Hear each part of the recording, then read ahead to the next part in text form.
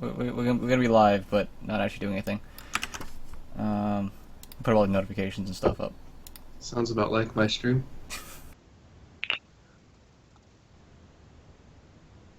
Live, but not doing anything.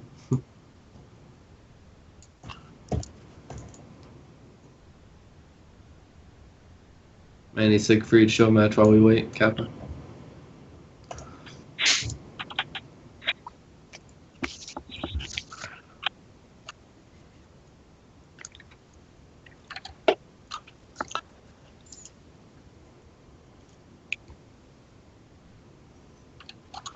Would you guys be mad if I casted a different game while you guys did it? Like if we're on game 1, I would start game 2, and then just everyone would be like, what the fuck is this guy talking about?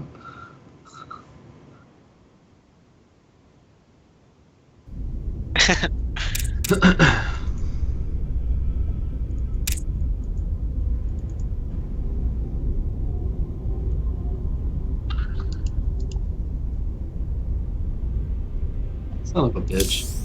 Alright, let me... Damn, I was hoping to kick you first. Alright, so who first? Oh.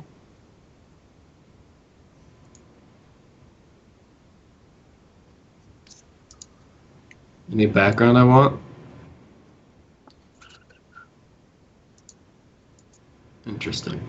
So I'm talking to myself when I'm playing. Cool, cool. Holy shit, this game is taking forever to load. Actually. I opened the replay and it's just black screen. Did Xaoc send me a Trojan? Is that what this is?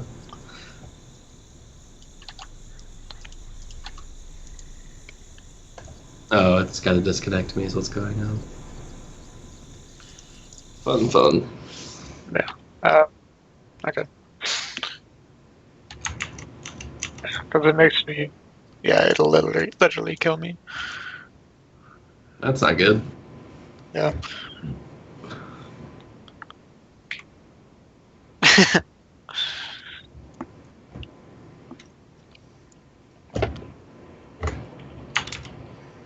Oops. Enter. Well, yesterday I had a bug where you could disable the sound, but I couldn't re-enable it, and it was really annoying. Like when when you hit Control S, it'll turn off the sound. Well, it turned off the sound, and I couldn't turn it back on. Even if I paused the game, went into the menu, and tried to turn it back on, and I still couldn't do it. Yeah, it So I does had to relog the game. shit like that to me sometimes. So many bugs. Feels bad. So do you know any of the players from this group? Well, I've tried to help Catalyst, like TVX for quite a while. I've given him some pointers here and there. He seems like he's on the cusp of like getting pretty decent, but he's having a bit of like difficulty getting there. Xaoc played in the All Kill League a couple times, and he was pretty good actually, and pretty bad at the same time. Like I'm not sure if you were there for that, like one game he played where he played against Oh, the someone. fucking the PVZ game. Yeah, where he was just building Yeah, I was there. like stalkers and had like 8k, 8k, and just You have kept no building. idea how confused I was. You have no idea. So like he's pretty good, but pretty bad at the same time.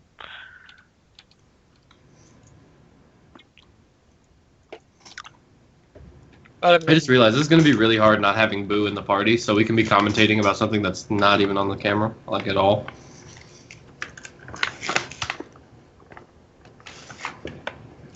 It's going to be a struggle.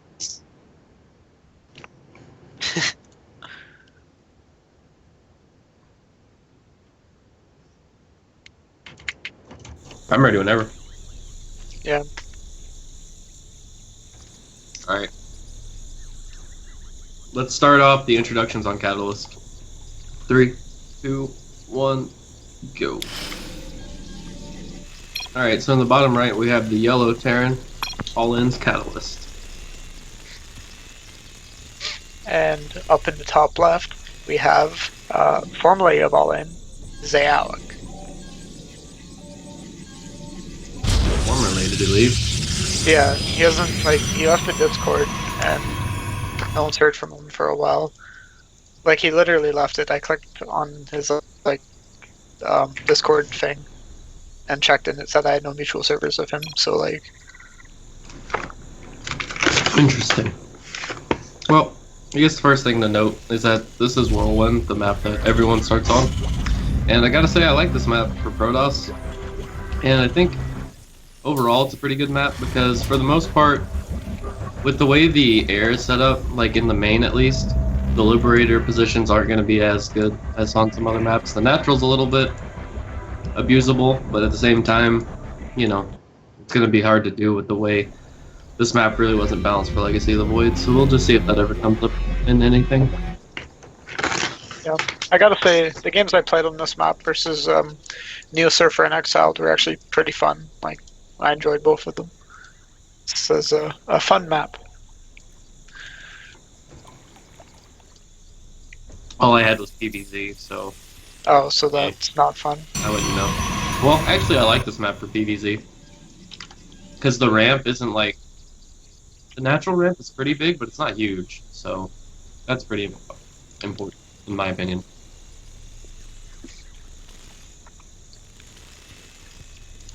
The music on this map is really epic, but it's extremely loud. Yeah, I just actually muted mine because it was getting really loud. Alright, so we have the natural going down for Catalyst here. The natural's been started for quite a while for Xaoc. Will be a Reaper first. And he's actually only just now started SCV scouting, so there's a good chance that this Reaper is going to be a little late to getting to Xaoc's base. Yeah, it looks like he wills up to the top right first. This is a pretty big map, and both of them seem to like obviously realize this because they're going for like, you know, like fairly conservative macro builds. Nothing crazy so far. So what do you think Catalyst will be doing this game? Do you have any idea what he likes to do?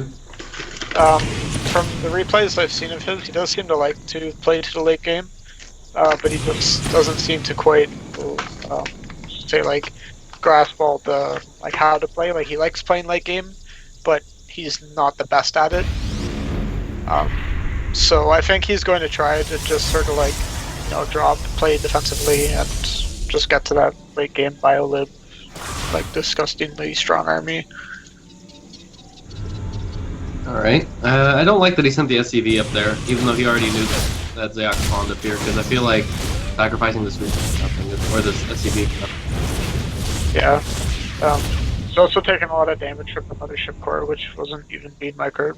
It was just happened to be there. Yeah, well, he got a decent scout. He saw all the pylons, so he should know that there's nothing proxied out on the map. Yeah. Or at least I believe he saw all the pylons. Yeah, he did. Alright, so he should know there's nothing proxied out on the map, and if there is, then it's really not completely refined. Yeah. And there is a Robo coming down for Xaoc. We could see some Warp Prism play. Warp Prism pretty good in the PvT matchup. Yeah. I'm usually, like, I usually feel pretty, like, calm if I scout at Protoss's base and see there's just a Robo building. Because, like, it's either Warp Prism or Observers into, like, something else. So I'm usually not too concerned. But he does have a Stargate on the way, too. We actually have a really fast third coming down for Catalyst. Yeah. And he's even building it on site, which is something I never ever do, because like it's so easy for an adept to just rush in there and pick that off. Yeah, I think seeing the defensive posture from Xaoc though makes this okay. Yeah. He does have like, a siege tank come out. I would like to see him make a Cyclone though, instead of a siege tank. Considering he's going like really kind of greedy, I think it would be worth the investment to get a Cyclone to stay safe if there was, say, a Warp Prism to fly in. Yeah. Or this Oracle that's coming out actually from Xaoc. Yeah, We'll see how he Xaoc, handles that. Catalyst only has 6 Marines at the moment. So like that's just enough to handle the Oracle if they happen to be in position. But most likely the Marines won't be in position to add them in our line by the time the Oracle shows up. So there is an observer heading across the map now. This Reaper is still sitting outside. I would like to see it maybe try and... Oh. Well, yeah, it probably couldn't get up there, so actually it's probably fine to just sit there. But will it be scouted? Will it kill it? Reaper dies. And rip. So he should see that there were at least 3 Adepts heading out, and this should probably cue for him to throw a bunker down at the natural, but I don't see that happening. He does have enough Marines in the natural to stop a Oracle, but if the Adepts come in at the same time while this tank unsieges, he might have some issues. I like how he moves his tank back a bit. It's really smart. Oh, and all the Marines are in the exact right position to deal with this. Alright, well that Oracle got very lucky. There are turrets going down now. Third base starting up for Xaoc, and I don't believe he scouted. No, he still has not seen that third base. He's actually got quite a bit of a supply lead though. He's got about a 17th of worker supply lead right now, so as soon as that third does finish, he will be able to make pretty good use of it. Stim starting a little while ago. Let's see what, I think Catalyst needs at least one more barracks, probably two more honestly, since he's already on that third. He needs to get his upgrades going as well. He has an engineering bay with nothing on it. Just starts +1. Yeah, and as I said, like, he seems to like playing for the macro game, but doesn't necessarily have, you know, all his rhythms down, all his timings. He's starting to get everything up now. He is supply blocked quite heavily, which is why we see 3 depots being built here. But I don't know, I think Xaoc's in a pretty good position right now. Like, I agree. like Stim's halfway done, so there's nothing really Catalyst can do on the map that's like that threatening. Oh, kills the Oracle there, not bad. But Xaoc gets to see literally everything here. If I was Xaoc, I wouldn't really be worried in this scenario. He's even building... His third base is actually under a little bit of threat though. Yeah. I would say if he controls these Phoenixes, Stalkers, and Adepts right, he doesn't have anything to worry about. And if only he had Stim, that Warp Prism would be one dead Warp Prism, but it is going to pull Catalyst all the way back to his base. 4 Phoenixes flying across the map as well, might be able to get some medevacs here. I am kind of intrigued in the fact that Xaoc hasn't started anything from his Twilight, neither Blink or Resonating Glaives, both of which pretty good in this matchup. Yeah, especially with, like, he has a significant, not like a huge amount, but he has 6 Stalkers. So, like, Blink might be, like, you might as well go Blink with that. He's also got a lot of money, so he'll be able to keep up these double upgrades. The Dark Shrine going down, and the Templar Archives. You can tell he's feeling confident. That's quite a tech investment there. Usually you see one or the other at this stage, not both. But yeah, especially since, like, he already built an Oracle, so he knows there's going to be turrets up. So, like, obviously the DTs can still find a bit of damage, but I don't necessarily think it's worth it. yeah, I don't think I like the call to make DTs here. Maybe later on in the game, like right now, I think it's more important for him to get his Twilight Council upgrades. These medevacs are in a little bit of danger here. The Marines will be able to shoo away. Now that Stim's done, I would like to see him make a move on the third base. There's not actually a very big army here from Xaoc. Yeah. The only thing is, he does have the 1-1 upgrade. Catalyst does have +1 weapons, but his +1 armor will probably be finished before he actually engages. But Xaoc does have a small upgrade advantage right now, and for the next portion of the game he will. I would like to see him Stim there to kill some of those Phoenixes. And all the Widow Mines get burrowed. Drop the tank, drop the tank, drop the tank. Alright, all the Widow Mines go off and take out the Phoenixes. No overcharges. Oh no, Xaoc is attacking the rock. Yeah, this is not a good engagement for Xaoc. Like, even if he holds all this back, like, he lost a shit ton of stuff. Especially all those... too bad though, because while he did lose quite a few units, alright, now it's starting to get rough. If he starts to lose this third base, that's when he'll be in a lot of trouble. And I do believe he's going to lose it. No observers here. Up here, we'll just, like... That Immortal goes down, and I think that's going to be the end of Xaoc holding this third. He should have definitely just given it up after that. Yeah, I'd say Xaoc definitely had the tools there to deal with what was occurring. If his Mothership Core was in position, or... No, his Mothership Core was there. It was sitting on top of the rock, so he didn't use any overcharges, unfortunately. I thought he just didn't have it there. No, he definitely had it. He had, like I said, he had everything attacking the rocks. As you can see, it's about half health. Yeah, so that's a lot of damage that did not go down onto the Terran army.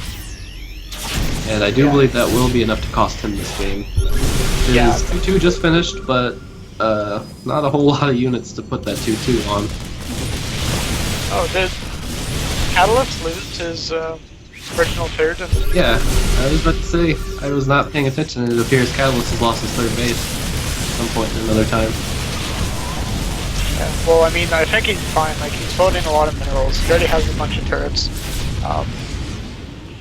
Like, I think Catalyst is just an early dominated position. We'll see if he knows what to do, though. I mean, like, obviously, at any level, like, if you read something poorly, like, especially, like, when you lose a third like that, and are just flustered about things, it's easy to just think, like, oh, fuck, like, need to defend, or, you know, something like that. But, I think Catalyst should be fine. Like, he has a lot of barracks up right now, so I think as long as he just spends his money and builds a bunch of units and saves It's up really some- unfortunate. Catalyst missed an upgrade. He only just now started his +2 armor, and his +3 attack is starting, and he has the money, so that means he must have forgotten it. Yeah, So he could be on his way to 3-3 right now. it's unfortunate, but I think, like, he just builds up a bit more, walks across the map, and just ends Xaoc. I'd like to see him go ahead and throw down another command center, because it'll never hurt. Yeah, especially because of, like, the amount of DTs you've seen. Like, it's honestly just better to have more orbitals up. Yep. Stank scans. There is a warp prism flying around this left side. It could find this hidden base down here. Or semi-hidden base, I guess. Yeah. DT's about to walk in. The army is pretty close. And DTs are going to start going to town. Alright. He should be able to just go ahead and clean that up. Be right back to mining. Just fine. I wonder if he realized he actually has some SCVs with his army right now. Oh, does he? Okay, they're going back. Pretty good observer placement here from Xaoc, sitting right on top of the exit ramp for the natural. Let's see if he scans to get this DT. Oh, yep, there it is. Yeah. Xaoc warping in a round of DTs, and he's probably going to drop those in the third, try and pick off at least... Oh my god, there's so many turrets there. Yeah. I don't think he, like, as long as a Catalyst has some units within walking distance of there, like, he's never gonna lose it. The DTs will never kill all 5 turrets. I think what Xaoc should... Well, actually, he doesn't have Adept upgrade still, but he could have just warped in a handful of Adepts down there and shaded them behind the mineral line, and they would have been able to get some damage. And then you could drop the DT somewhere else. He has charge, but not very many zealots. I like adding in the Archons, like, he has 3-3, so, like, Archons and Immortals are gonna do, like, fairly well at the end of BoO, but, like, Catalyst just says so much shit because he's been building this whole game and didn't lose. Well, he did lose his third, but that's not as impactful as the Protoss losing theirs. Agreed. The 3-2 upgrades just finished up for Catalyst. Now would be a really good time for him to attack. He is coming back to clean up these DTs, though. Yeah. They are actually getting a good bit of damage, considering they picked off a couple tech labs, and they also killed 3 or 4 turrets up there. Yeah. Kind of, I guess, like, this is obviously what Xaoc wants is for Catalyst to have to keep components back. And Catalyst was supply blocked, so he could just, like, rally stuff out of his barracks to kill those DTs. So he kind of had to go back. But I think Catalyst should just walk across the map. Like, I think something that Catalyst could have done there is whenever you're in that situation and you have, let's see, like 12 medevacs, just load up 2 medevacs of units when you know it's only like 3 or 4 DTs and fly those back to your base. Because A, they will get there way faster if you boost 2 medevacs instead of walking your entire army. And B, you can keep your army out on the map, which is really useful. There's quite a few Templar here. If Xaoc is able to buy time for Storm, he's actually going to have a really good chance to win this. Because there are a lot of Marines in this army, and Marines don't do too well against Storm. yeah. And Storm plus Charge Lots and Archons is definitely devastating. Alright, so the army should be getting here right as soon as Storm's about to finish. If Xaoc plays this right, he will just let this 4th die and let his Stormfish. But we will see what he opts to do here. If he tries to hold this, he might be in some trouble. These are going to be some pretty big mine shots. Okay, but he didn't lose any Templar. He's fine. I was afraid he's going to get all those Templar stacked and then shot. Here come the Storms. Oh god, just blankets the army. So, like, yeah. Xaoc didn't lose any of his like power units here really with that defense. Like he mostly just lost zealots. So like he's actually in a pretty good position now with his 1/3 up and running. He does have probes in the natural, not mining. So Another losing issue is right now there's nothing on the production tab. Just now they started producing, both players. So Yeah. that's really late considering how much money they had. And after the fight was already over, there's no reason not to go back and start making more units. Yeah, especially curious. for Terran, who doesn't have to like go back to the actual location. So Catalyst is going to come in here and shut down a lot of these gateways. He's got 6 gateways on these one pylon now. And he will get it. That's actually a pretty good pick. Probably going to get cleaned up. He's actually got a Marauder right beside this Templar. I wonder if he's going to be able to get it. Nope, doesn't look like that'll be the case. He does feedback to medevac. I believe Catalyst actually has his medevac counter reset too, and he hasn't started producing anymore, so this army's probably just going to die. Yeah. And I think what we just see here from Catalyst is a bit of like late game confusion, where like, you know, something happens and you just, you know, you have to forget what the hell you're supposed to do. Yeah. I think he just needed to realize his position. I don't think he understood the position he was in quite as well as he could have. As soon as his upgrades finished, he would have been able to attack and he would have been able to hit a crisp timing right before the storm would have finished. Or at least sending some medevacs around or something. Like, you can't just deal that damage to the Protoss, kill us there, and then leave him alone to rebuild. If you do that, then you're kind of defeating the purpose when you kill the third base.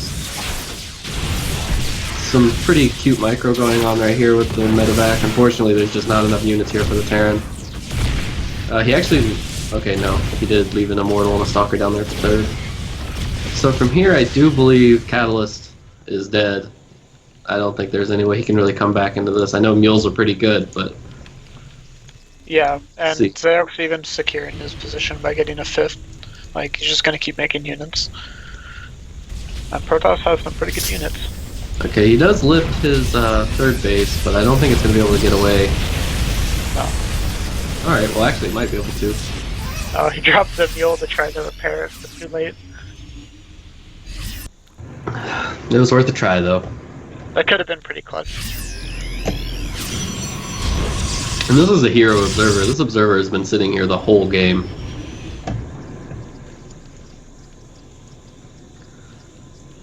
Alright, so Xaoc is securing his position. I'm a little confused because he's got 61 workers and he's just not making too many units. He's got his Stargate and his Robo powered, neither of them producing anything. But I guess at this point you really just need Charge and Archons, right? Yeah, like, you could probably literally just only build Zealots from now on and win.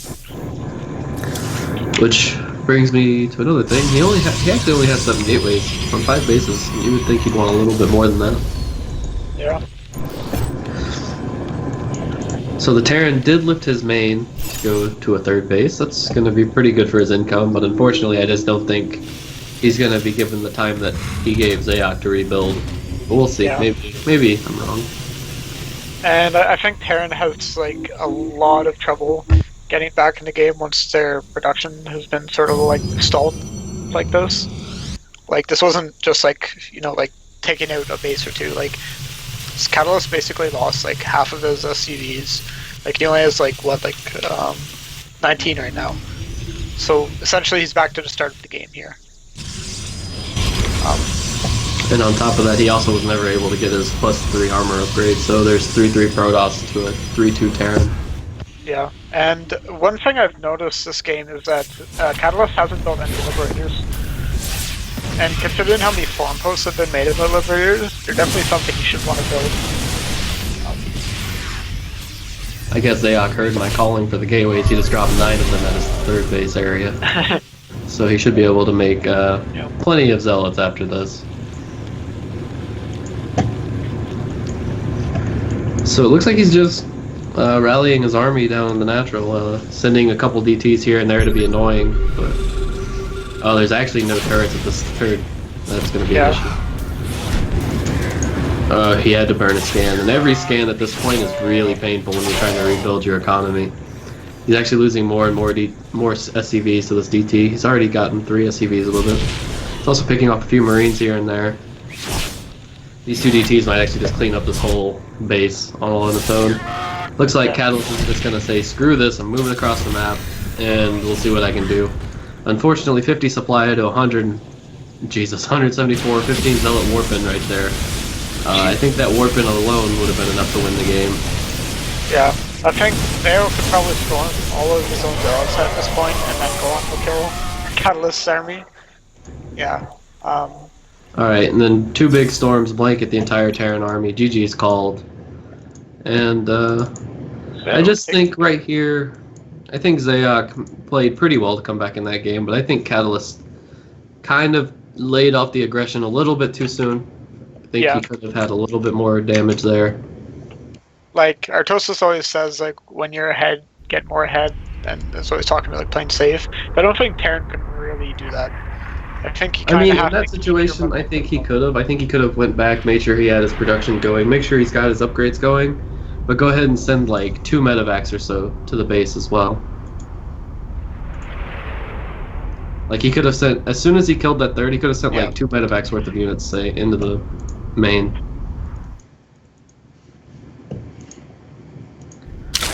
Log out, log in stuff is gonna kill me slowly, I can feel it.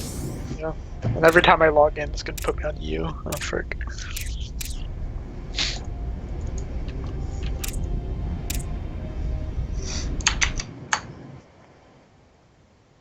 Oh, never seen this map before.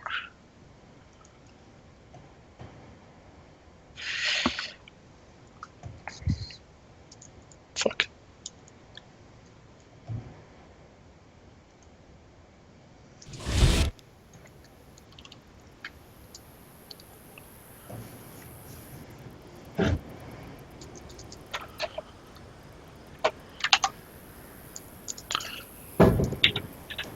So based on that game, who do you think is going to end up winning the series? Because we definitely saw some things here and there from both players. I think Xaoc overall is a bit more solid than Catalyst. Like, Catalyst, I think, shows some really good game sense and, like, mechanics at certain points, but he can't seem to, like, keep it constant. Whereas Xaoc showed, like, a couple bad points throughout the game, but I think overall was just more solid. So I think he, like, in a longer game, will be able to defeat Catalyst most of the time. So unless Catalyst goes for some, you know, like a 1-1-1 or something, I think most of the time they would win. Alright, BoO, you ready? Alright, 3, 2, 1, starting. And on the right side of whatever this map is, we have the purple Protoss Xaoc. And on the left side of, I think it's like Crux Skyscrapers, we have the yellow Terran. It is Catalyst. Wait a minute, isn't this the map that we played on? No, I played Tech 4, never mind. Yeah, I was gonna say, like, when, like, years ago?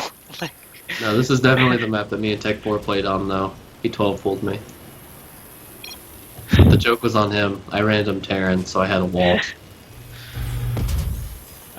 And I made him pay for it. Well, I've literally never seen this map before. It's very interesting. Like, you would think, like, looking at this map, don't you just think, like, it's like a zigzag, and the rush distance would be really long? Well, if you look at the little intersections of the zigzags, there's actually bridges, so the rush distance is, like, non-existent. Oh, wow. Yeah, and I was just like, alright, well, even if he 12 pulls me, I'll be fine. And then I realized there were Lings attacking my Reaper as he came out of the barracks, and I'm like, oh, what is this? So I think overall, this map could be pretty good for Protoss, because you've got the little base in the back natural, and you've also got the base that's more to the front, which is the one that Xaoc is going to be taking. I think that's a little bit risky. I think taking the back expansion would be a little bit better, but either one is fine. Yeah. And then, go ahead. I was gonna say, I think this is good. Like, this map design is good for Protoss, but also, like, there are negatives to it. Like, I think this is really easy for a Terran to pull a Protoss apart if they do, like, lots of drops. Like, just, like, I guess, like, the length of this map here, like if you go from top to bottom, like obviously if you drop at the top, drop at the bottom, and in the middle, like it's hard to, as a Protoss, to position your army properly to deal with all that. But it is hard for the Terran to like do a push that would take out your third, let's say. Well, the build I thought of doing on this map, if I was to get a Protoss whenever I was playing Terran, is if you look at the little hidden natural in the back, if you look at the ramp, like, that's a one Liberator choke. If you put one Liberator, you get the whole thing. Just do a one Liberator double medevac drop, and they can never move through that choke, and you'll get their natural for free every time. I never really got to use it, so I don't know how effective it would be, but I think there is a good chance that if any Liberators were able to set up right there, Protoss would have a hard time to get rid of them. Yeah, and we'll see if Catalyst actually makes Liberators this game, because last game he favored just like pure bio, which I think is not what you want going into a late, any late game match versus Protoss. Yeah, like, I don't think it's bad, but I think this game's always about making it easier on yourself, right? And yeah, in this game, it is shown Liberators will make your life much easier, especially as long as you can siege them in the. If you want to get those We do have on this SCV engagements, coming across the you map. really need Liberators. Agreed. Like it. But like if you're gonna go for pure bio, you should probably go for something that like relies more on the effectiveness at bio to like attack in multiple locations and deal lots of damage. Looks like Xaoc is going to be following the same recipe as last time with this Robo. It's actually getting the Twilight Council a lot earlier, so we might see an adept build here. There is a Liberator and a tank coming out for Catalyst, so we might see some sort of timing attack from him as well. Never know. Actually, something important to notice, Catalyst isn't even attempted to make a base, so I do think there will be a strong one-base push coming here. Yeah, he's going for a 1-1-1, that looks like, as I mentioned earlier. I'm not sure if this is the build order I would go for. I don't think I've ever built a reactor when I'm doing a 1-1-1. But like whatever works, I guess. I think it's interesting because Xaoc went double Observer this time, and those aren't really going to help you too much against this push. Oh. Liberator's coming across the map. Will it? Wow. I would almost think Catalyst is a map hacker. I don't know if you saw that, but Liberator is flying towards the Observer. It stops and then does a little horseshoe around the Observer, and he never saw it. I would almost think that was a map hacker move right there. Well, I mean, Liberators are just so broken that they give whoever's using the map hacks. Like, I don't know why Blizzard put this fucking shit unit in the game. Alright, never mind. I'm starting to think he might have just... He has the Liberator in his army hotkey, so I'm starting to think he might have clicked one to try and move his units away from the Adepts, and it just happened to put the Liberator out of the way. That was really funny, though. Oh, rip it up. Poor guy. Yeah. And, like, in a push like this, like, you definitely don't want to be losing any units. I don't really like where the Liberator sieged up, though, because right here it can't really do anything. So he should start frogging these tanks pretty soon. I'd like to see him move the Liberator. Doing that. I also feel like with this build, you really need to, like, solidify a good position as quick as you can. Lord. Pull the Marines back! Pull the Marines back! Yeah. He just lost like 70% of his Marines right there. That stings a bit. Then Xaoc did the same thing with his Adepts that Catalyst did with his Marines, so... Yeah, I would definitely say I like Catalyst. Yeah. It's also worth noting that the tech that Xaoc has to deal with this, like, isn't necessarily as powerful as it could be, maybe. Like, I think if you're going for Stargate play, I think that has like a bit of better options at dealing with this. If you just right now, Catalyst needs to put his Liberator on the bottom of that ramp. Like, as soon as you get the Protoss to pull back, if you set him on that ramp, he loses his natural. Yeah. There's like he has 2 tanks there already, so like that's a pretty good like chunk of tanks, and he loses one there. But yeah, there aren't good enough links in the world to save 3 tanks. Yeah. So I feel like Xaoc's playing this a bit wrong too. Like he just keeps sort of trying to engage, Whereas what he should just be doing is massing up big enough force that he knows he can kill this. Because that's what you need to do, is kill it and defend. Like, Catalyst is on one base too, so... I think if he had just been massive planes Falcons and Immortals behind this, he could have easily... Well, I wouldn't say easily played sub, but I think he could have played sub for sure. Catalyst, scanning and picking up the observer there. Yeah, especially if the way this map's played out, like, he can just, like, as he's doing right now, expand in the top portion, which he wasn't doing earlier and he could have been doing.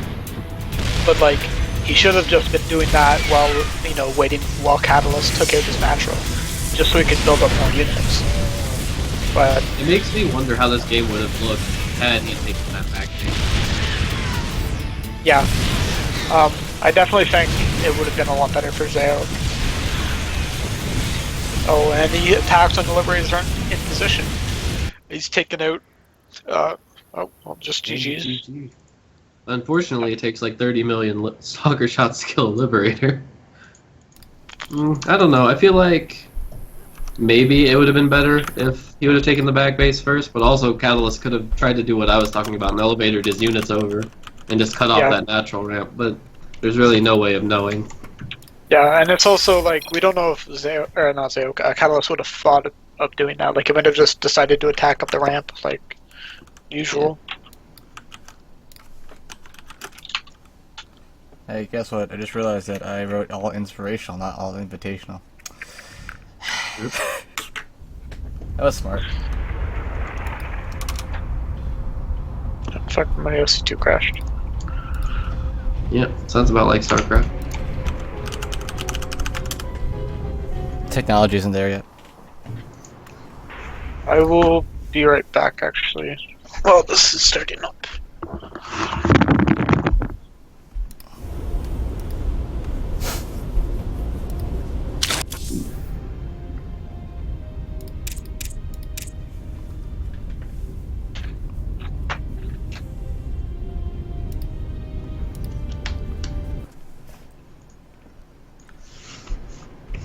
So I didn't find pictures for you guys yet.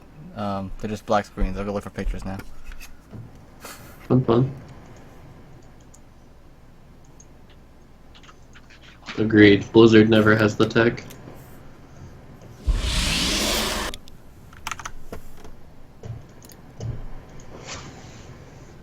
Actually, do you want to go to Discord since we don't have cameras anyway? I mean, that's fine by me. I think you're getting delayed a little bit before. I'm not sure. As long as people don't join the Discord and troll me. I think I could go It's to the only thing I'm concerned about, right? I think the casting channel I could go to and no one else could. I just don't know. Who knows? Who knows? Yeah, I'm actually not sure.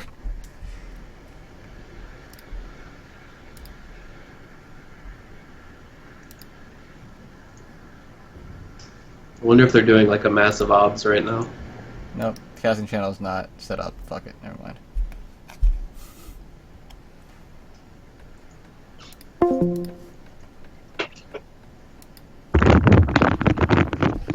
Sorry about that. All good.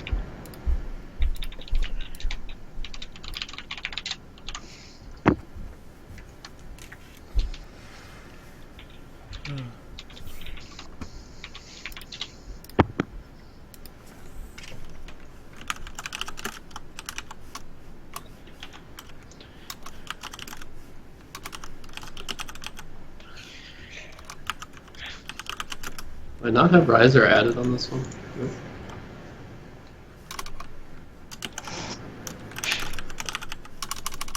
Not gonna lie, this replay thing is kind of Yeah, it's a pain in the ass, isn't it? soul crushing.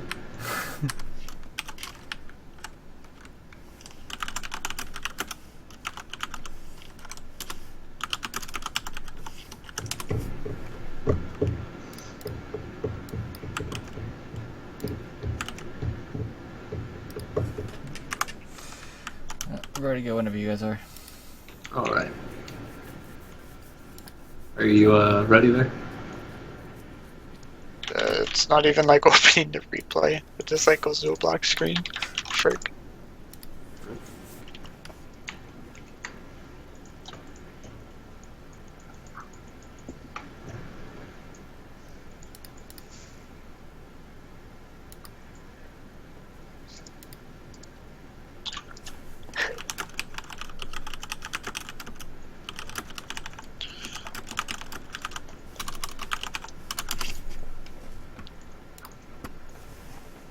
Alright, well, just let me know whenever it opens up for you. Okay.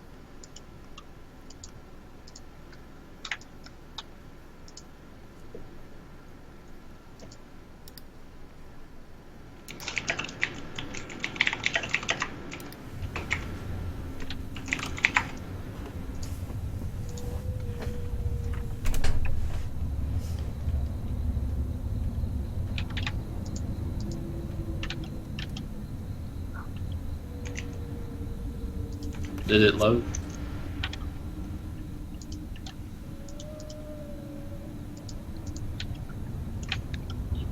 Why the fuck won't this work?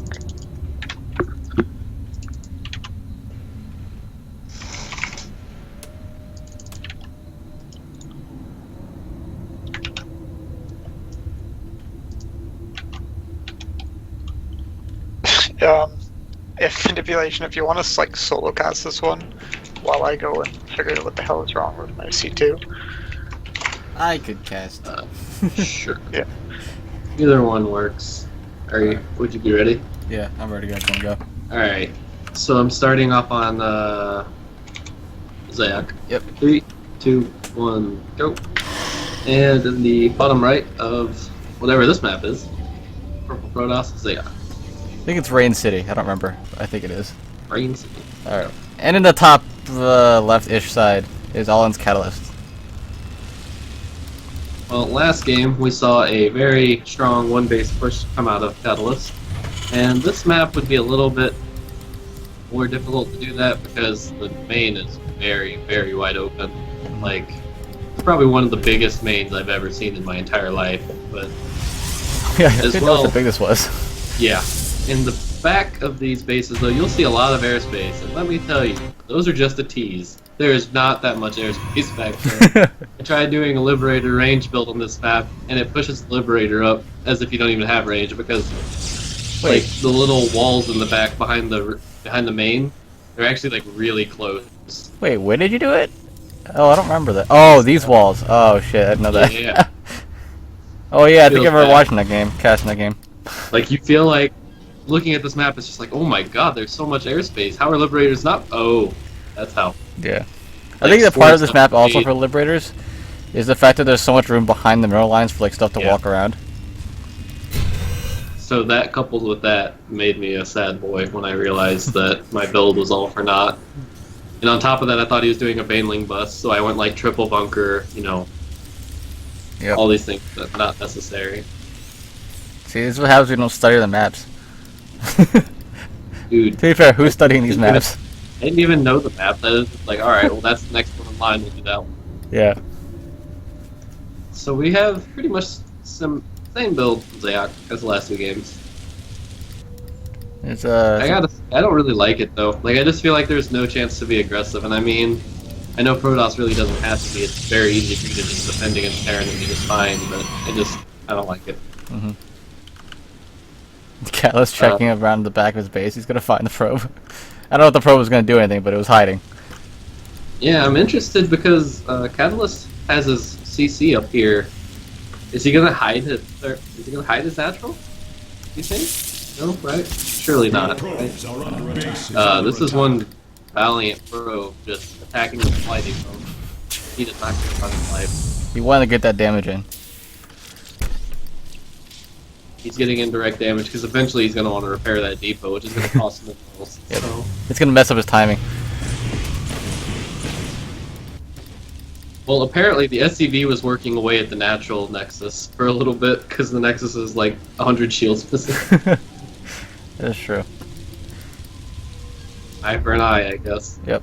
Fortunately, oh man, his main Nexus is rallied out. I don't think he knows it. Oh. Oh. He rallied that probe to be the sacrifice. That's what. Try and get a citizen's arrest. Doesn't matter. Well, this Militia court? sucks. Oh, there it is. As long He as gets it. militia for overtime. That was one suicidal reaper. He just not want to live. Alright, there is a third CC coming down really fast. I don't understand. Wait, what? Catalyst built this command center like as far away from the natural as possible, just flying it over there now. And didn't make it an orbital. That hurts. So you definitely want to not do that as Terran as much as possible. Like, I know he was trying to hide it, but like, at the same time, Protoss is going to assume you have another base somewhere, right? Yeah, yeah. I mean, But I guess then again, with mind games from him doing the one base push last game, maybe a little bit of PTSD kicks in and the Protoss shoots out. yeah, he plays like over safe over because of the last build and doesn't scout. Or I don't know. Let's see. But I think he should definitely have made that an orbital before he floated it just to get the energy. For sure. I agree. But this map also has a little ramp to that little back base that if you put one Liberator on it, you can't move anything past it. Yep. I'll pick it. Oh my god, he's so close. He saved his SCV that built it. I actually don't know how to put things inside buildings. If you right click, do they go inside? I just don't even know. No, for command centers, you actually have to click O. You have to click. It's Oh, a okay. command. I had no idea what the hockey was. See, I would have lost it. You just click it.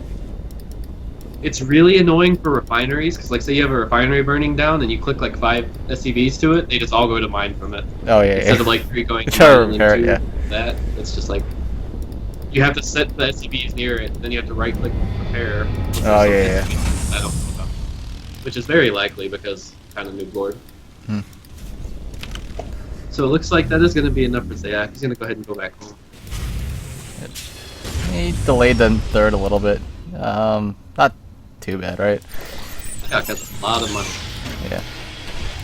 And he's gonna see everything because this again overseer positioning, just like or observer positioning, just spotting everything out. Yeah, he's gotten some pretty good observer info from the last few games. Starport just now coming down. So what's the composition here for cows? Also, it's gonna be BoO siege tank again. I don't see the the starport's a lot later this time, right? He's going for 3 bases, so there's no fast liberator type shenaniganry. But Twilight Council again for Xaoc. Looks like he will be going for double upgrades here, maybe. At See if he some starts point. that. Yeah, there's one. Save that money for the other one. Looks like. Yeah, he took his gases on his natural super late. Like, he was oversaturated by a lot before he finally... Oh yeah. But on the bright side, he should be able to saturate a third really quickly. So I guess we're gonna go into a 3 base or 3 base kind of macro play here, right? Nothing too crazy.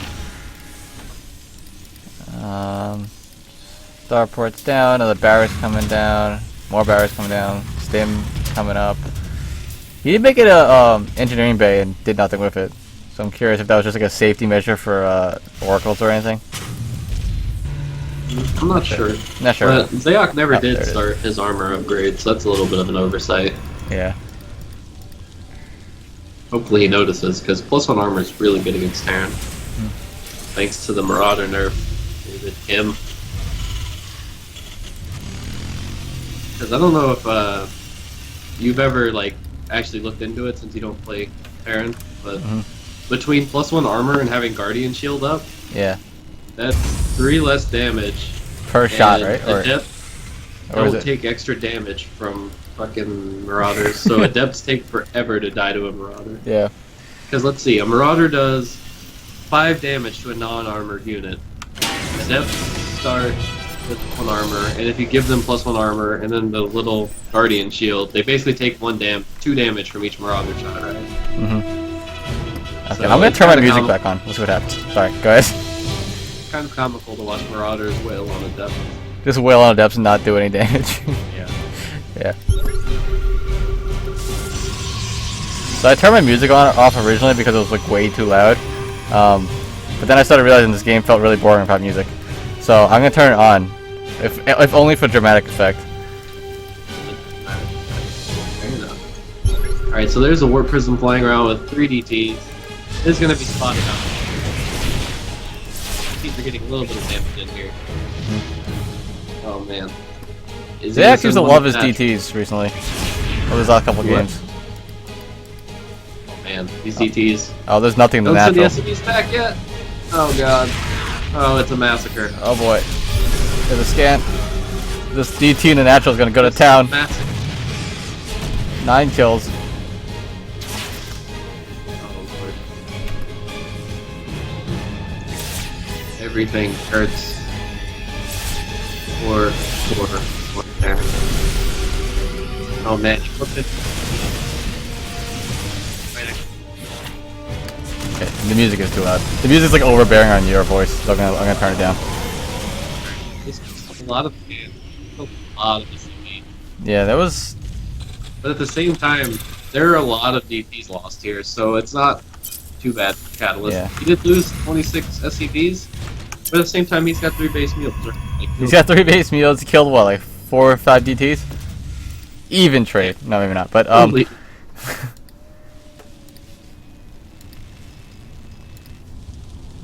so let's see. We got 4 phase coming out for Xaoc. Or yeah. What's the upgrades looking like? So we got. No, I guess Xaoc just really does not like the Resonating Glaives upgrade. He's not gotten it in any of these games. He is starting to take the gold base though, and as soon as he gets that, well, he's already got 1,500 minerals, but he'll have even more. That's the important. Yeah, Xaoc doesn't have. But he doesn't have the Resonating Glaives upgrade, but he has like a mostly Zealot-based army, right? Yeah, I just personally I don't think Charge is the best option against Terran. I feel like the Adept upgrade is way better. Yep. Oh, this DT is still here. This is a new DT? Man. Oh, it's a new DT. Yeah. The War Prism is still there. I feel like Callus is keeps building up these armies that could definitely take on Xaoc's army, but it just he takes so much damage to the harass. Yeah, and he always has like an overabundance of turrets, and they're just never in the right places. Yeah, exactly. Because he had like 6 turrets whenever he dropped those DTs in, and 2 of them were in the right spot, but you know what purpose. Yeah. So let's take a look. He's back up to 24 workers, so his income is still definitely hurting. Oh yeah, it's wow, I was at 24. I didn't realize that. Yeah, he's been at 24 for a while now, because every time he makes a couple more DTs come in and get like 6 kills. Yeah. I mean, how many kills does it take to make a DT worthwhile? A scan and I don't know. Well, if you get a scan, then like 3 or 4. But ideally, you want to get more than that. Yeah, sure. Oh. Brave DT. Man, this Warp Prism is just like... He is deep inside the danger zone, but what's funny is he could actually just fly it out and go all the way around. Yeah. And there's no turrets in the third base. Well, there's actually another... There's another fucking Warp Prism. All the storms. Yeah, All these storms are blanketing everything. Yeah, I think that is definitely the main thing that happens. The Sentry is not using any of their energy. Oh yeah, the sentries had all their energy. I mean, I feel like that army is definitely big enough to take on that army if he like microed out his he split correctly. But he just like sat in all of the storms. And there's the mule drop. Oh, yeah, it dropped the mule hammer. The mule hammer. He's there to beat it.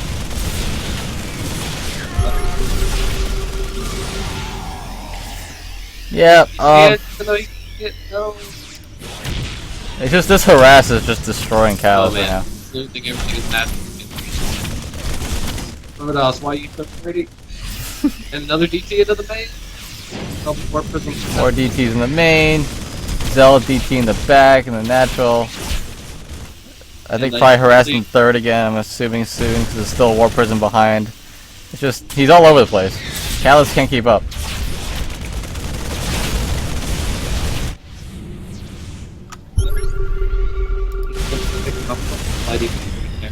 He's actually got 5,000 minerals tanked up, so I'd like to see another 9 gateway drop. Yeah, there it is. It's a GG. And GG is called. Yep, so Xaoc takes the first series. Pretty good play. Just like... I feel like Catalyst definitely put himself in positions to win each game. Just the harassment there. Whenever stuff like that happens, you need to put a bunker in your mineral lines. Like, to be honest, Yeah. that 100 mineral loss is way worth saving all of your SCVs. Like, if you put a turret and then a bunker behind your mineral line, he'll never be able to just harass you with DTs anymore. Yeah, for sure. I mean, like, I think what it was partly was the other thing was that Callus had, like, he knew he needed detecting, but he played so many turrets, he just didn't have anything to defend the turrets. Like, a lot of times you'd see the Dark Tab, like, walk in, just murder 4 turrets, and then kill the Marines. Yeah. That was another problem. He had a lot of units, like, and he didn't ever try to split them. He always just sent, say, he would have his army rally to the 3rd, then the DTs would go into the natural. He would send his army to the natural, and the DT would walk into the 3rd. And Yeah. like, yeah. all he really needed to do is set off, like, 2 Marauders and, like, 4 or 5 Marines, and that's enough to handle a few DTs, usually. Yep, for sure. Siegfried, are you back? Yeah, I got the next replay Okay, working. cool. Good, because I don't want to cast myself. Yeah, that'd be awkward. It's like, oh, hey, That's hey Rhizer. guys, look what I did wrong. Look at this. Look at me doing something. I'm a psychic. I can tell you exactly what's going to happen in this game. Now, if I know BoO, and I am BoO, he would probably be doing this right now. Oh, he's doing this! Roddy casted a game he was playing once. It was kind of funny. I thought it was good. If I was this Protoss, I would start my +1 upgrades right about now. Oh, look at that! What do you know? Oh yeah, it is a replay bug. I don't have a Zergling portrait. Alright, I'm gonna change my volume because it's like crazy loud. Alright. Alright, I'm ready to go when you guys are. I'm ready. Man, it's black screen though. So good. I would love it if one day these replays would just all work. All replays forever. Yes. Probably Xaoc's fault. Especially my Wings of Liberty ones, because those were that's Bronze League gold right there, boys. If we ever find some of those, you better treasure those. All my Wings of Liberty replays would have been on my my old laptop that I used to use back when, for whatever reason, I thought that was a good idea to own and play video games on a laptop. When I first started playing, all I did was click, like most people. Yeah, that's what I did too. Also on a laptop. Alright, there we go. I finally was able to. Crux Whirlwind, what? You guys played on some jank version of the map, didn't you? Yeah, it was it was like the fastest build map or whatever the fuck those are called. Alright, well, I am ready whenever you guys are. I'm good. Boo? I'm good. Boo.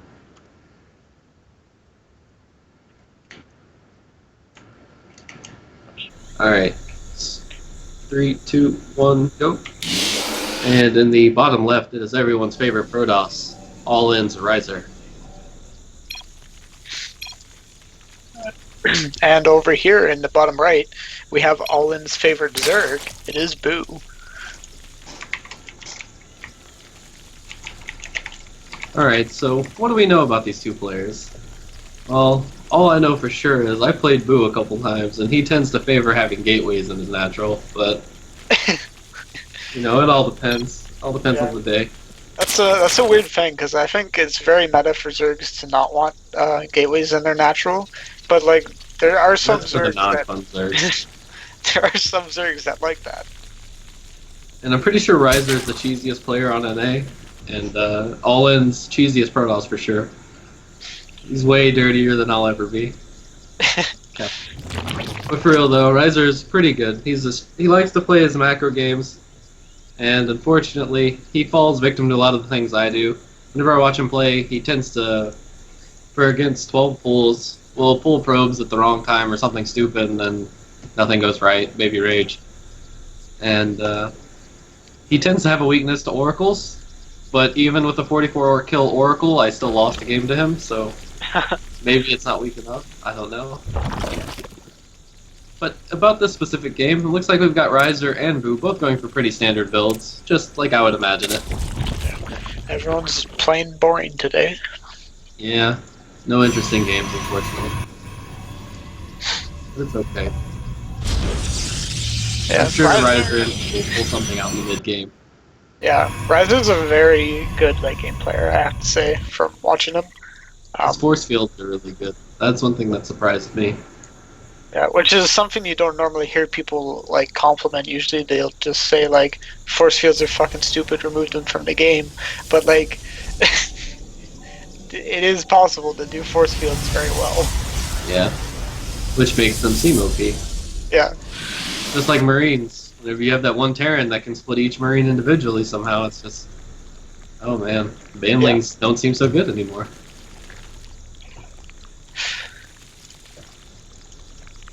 So I am a little bit curious. I feel like BoO should be getting a third base here in a little bit. Just gonna be a educated guess that he'll have his third around the 3-minute mark. These lings are splitting up. Looks like one is going to run into this probe here. He's sending 2 lings across the map, but Rhizer is flowing an adept, and it's going to run into these lings, maybe? Yeah, the adept's going to save the probe. And all the lings are split up.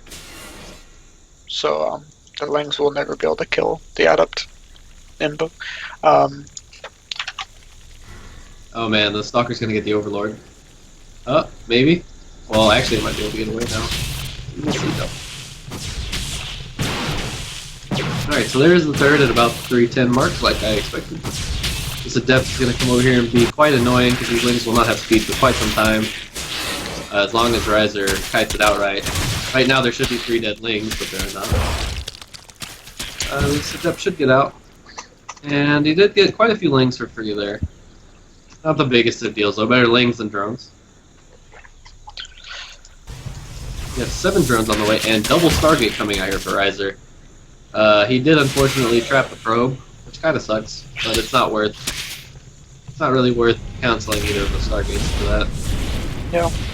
So when you go for double Stargates like this, he's going straight into Phoenixes, or will he go for Oracle into Phoenix? Really, it depends on what you see. You could go Oracle into Phoenix, but I feel like if you go double Stargate, it's more worth it to go ahead and just go straight into the Phoenix, because you're going to get drone kills with the Phoenixes either way, right? Yeah. And I feel like if you go straight into Phoenix, you're saving a little bit of gas, because the Oracle's a little bit more expensive in that meaning, but Phoenixes are able to kill Overlords, they're able to kill Queens. You know, the Oracle, you can scout with it and stuff, and it's kind of alright, but I prefer going double Phoenix right away. Yeah, and it is what Rhizer is doing. BoO's getting Overlord speed at the moment too, so maybe I feel like that's very normal. He also has an Evo chamber though, so he might get a little cheeky, but he's gonna be real sad if he flies one of those Overlords into these Phoenixes, which he does have like 4 Overlords on the path from his base to Rhizer's base, so Rhizer should find most of these. Yeah, and it looks like BoO is going for a bandit drop that will be scouted here. This third base is in a little bit of issue. All of these lings passively run by the Adept while it kills their others. This third base will probably go down. He does see the Overlord evolve into a Dropper Lord. He does choose to leave that Overlord alone, though, interestingly enough. So BoO a little bit of a supply block here. And he's actually just... These Phoenixes just missed the... Rhizer, you're going to make me cry. No! BoO's Overlord is heading into the main. Will he be able to notice it, though? That is the question. Oh man. Alright, so there are 2 overcharges here. Will he overcharge? No overcharge? Oh god. He isn't pulling the probes. He isn't pulling the probes! Oh god. Oh god. Oh, that could have been so much worse than it was, but even still, BoO getting 11 worker kills that should not have happened. Rhizer, why have you forsaken your probes? Where did the Phoenixes... Okay, there they are. They're coming back to clean up this Overlord, finally. BoO went a little ham on the Overlords, as he does have 60 out of 100 supply right now. yeah. He's about to drone his third base. He was supply blocked for quite a while, so I can imagine he was angrily pressing his Overlord button. Alright, so 2 Overlords about to get donated to the Rhizer Foundation. And as you can see, Rhizer is still going pretty ham on the Phoenix count. Yeah, They're like when you hard have this many base, Phoenix, though. you can really do like anything. Like all these queens really aren't even that big of a threat. As UD picks up one and just like insta kills it. Does lose a Phoenix for that though. Yeah, that's very good for BoO. He needs these lings to come fight. Why is he turning them into banelings? Why? He could have picked off all of these adepts with just the lings. I think this is a little bit of a mistake here. Yeah. But like nothing too serious. Like just a couple adepts. These 2 lings are still chilling over here with the dreams of becoming a baneling that reigns upon the Protoss mineral line. Yeah. A couple of banelings getting picked off here for free. Unfortunately, nothing that BoO can really do about this. Hopefully he'll be able to push his creep out and get a couple of spores down on the low ground to try and zone out Rhizer's Phoenixes a little bit more. A bunch of drones are extremely brave flying under these Phoenixes with a lot of energy, but unfortunately Rhizer just not paying attention. He does end up getting 4 of them though.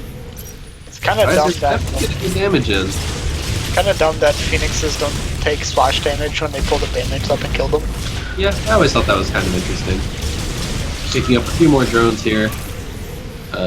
Poor guys just get to watch their brothers being lifted off into space and massacred above them.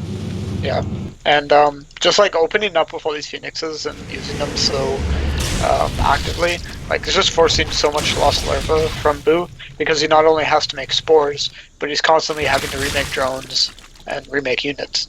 Yeah, he's got 6 spores down on the map. He's lost at least 3 queens that I can remember. He's lost a handful of banelings. It's a pretty big attack here coming in from BoO. He's going to get quite a few probes. Yeah, Should be able to clean this code base up a good bit, but I don't think he should do too much more damage. yeah, he's getting effective trade versus Protoss units, but like, yeah, it's a nice way of keeping him in the game. These are definitely good trades for these units. But Rhizer is still very far ahead. BoO doesn't even have this 4th down yet. We have the double immortal production starting out here for Rhizer, so he should be in a pretty good spot pretty soon to just really do whatever he wants, because the Hydras are coming out now, but there are so many Phoenixes out. Let's see, 8 Phoenixes. Not as many as I thought there were, but... Alright, so we got a handful of Hydras out here for BoO. Yeah. And they're not in big enough numbers yet that they can really, like, necessarily threaten these Phoenix. Like, there's a decent amount, but, like, the Phoenix can still fly in and kill some drones. Feels bad. Looks like he's gonna fly in and pick off some more gas drones, maybe.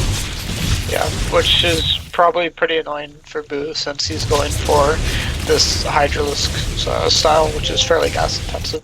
And he also has scouted the Hydras. And it looks like it's gonna be another 2 queens going down. Yeah. That's very annoying for BoO. He doesn't have won't have injects in his main for a bit now because of that. Which Now these Phoenix have scouted that there is a 4th base on the way. The only thing that worries me is if BoO was to attack right now, he'd have an alright attack. I don't think he would actually be able to win the game here or anything, but I think he could take out the 3rd. There is a shit ton of immortals though. But if he hits before Storm and Charge, then he could potentially take out the 3rd. Or he could at least take out the 4th base with a bunch of flames. A lot of the Phoenix is going down right now. My god, Rhizer's gonna have like 30 immortals before it's all said and done. He's already got 8 or so. Yeah, and immortals are just like so good versus anything Zerg can make. This is not the fight. Ooh, this is not the place. Alright, so he is pulling back, that's good. Unfortunately, this does mean Charge, Storm, potentially +2 will be done before the fight happens. Like, BoO is just very far behind in this game, and against a player like Rhizer, like, just being behind by any means is just absolutely, like, devastating. Because Rhizer will take advantage of it. So the creep spread here actually isn't too bad from BoO. Could be a little bit better, but obviously Yeah. with the amount of harass he's taken, it's pretty understandable that his creep spread's a little bit low. He's got a few queens that are in some weird, that have a lot of energy actually, like almost max. Yeah. The only unfortunate thing is, Rhizer's army only gets scarier from here, and well, BoO's just kind of gets bigger. Like, he's not going to really change up his army too much, he's just going to get more of what he has. Yeah, his hive is on the way, so, like, I guess he could add in some tier 3 tech if he wanted, but, like, he doesn't really have, like, he doesn't have a spire out, so he's not going to be getting any broodlords. So I guess maybe we'll see what he does from there. Maybe infestors or something, but, like, BoO's just been behind or equivalent on economy with Rhizer this whole game, which is not something you ever want to happen as a Zerg. You always want to be ahead because your I think units something that could have actually helped BoO though, considering his gas count, is definitely some infestors. Getting some fungals down on these charge lots. I don't know that necessarily it would win him the game or anything. I do think it would make the fight a lot easier. But also gives the Banelings better chance to land. Pretty good surround here. Unfortunately, Banelings just don't do any kind of damage. Yeah. Just not enough stuff here from BoO to really deal with this. And GG. So as we can see, Rhizer likes that Stargate style. Very strong. Very good against Zerg, especially on these big maps. Yeah, I definitely feel like a player like Rhizer who likes playing macro games, or seems to anyways, would be very comfortable doing that double Phoenix opener.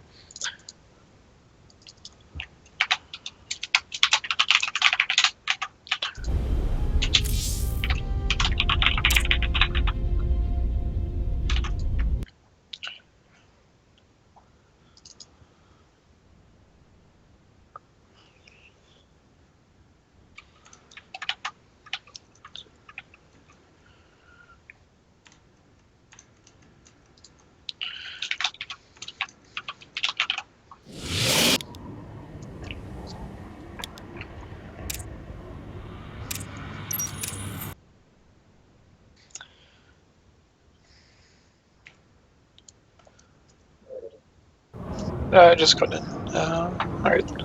Still loading. Black screens are killing me.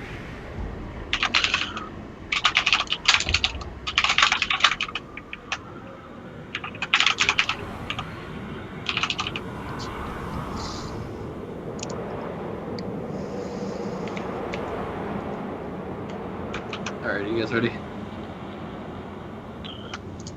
3, 2, 1. Wait, what? I was gonna say I'm good.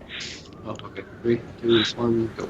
So, in the bottom right, we have the Protoss, who is up 1 game in the series, Rhizer. And up in the top left, we have, in the blue, playing as Zerg, as usual, it is BoO.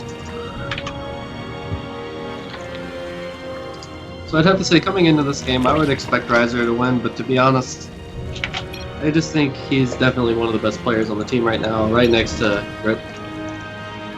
Yeah, I would agree. Rhizer's just freaking awesome. BoO going for an early pool this game, though. Yeah, he's decided he's had enough. He's got to go for them OP scraps, you know? Yeah. He got angry after that first game, and he just looked in chat, and he'd seen you talking, and he's seen you complaining about Protoss, Zerg making pools early on. He's like, you know what? I'm gonna do that. I bet you he wins this game from it, too. Yeah. I don't know. Rhizer's better than I am. He can probably hold it off. Probably. XD. And indeed, he is right. BoO does have a build in mind with this disgusting whatever pool it was. Either that or he's winging it, and this could be really awkward really soon. We're not sure yet. We will find. I'm actually not sure how much I like this build on this map. This map has a really, like... Oh my god. This map's like 12 years to get across. Jesus.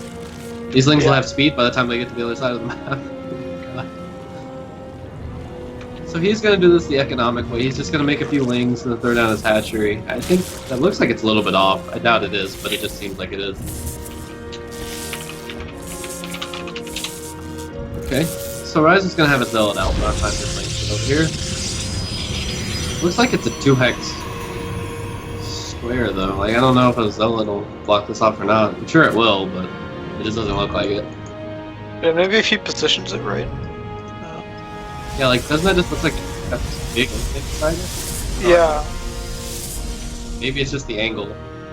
maybe he Alright, just well, he's got wants. enough probes in his Zealot here to fend off these Link. A little bit of lost mining time.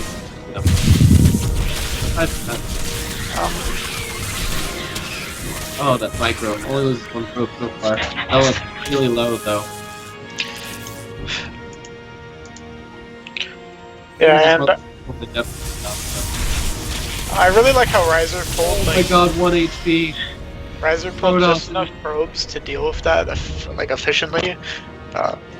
Sorry. I feel like Rhizer pulled just enough probes to deal with that efficiently, while at the same time like keeping his mining going. Rhizer's actually going to send his ownership core across the map in retaliation. Almost Yeah. not going to do this crap. He's taken none of this. And BoO has 1 queen, 4 Zerglings on the way. 2 queens. Those queens should be out by the time the ownership core gets across. Yeah, Boo's they actually should. taking a pretty greedy third. I think Boo's actually in a decent position, getting a few worker kills there and then delaying the mining time. I think he got all the damage he really needed to get. Yeah, looks like Rhizer's gonna skip this fake base here. He doesn't have enough DPS to cancel that before BoO gets enough units, though, I think. So, but I guess. Ownership core.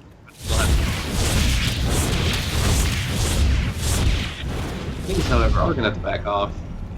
BoO has not taken any gases yet. Or he actually has taken the gas, he just hasn't mined from it. That's kind of interesting.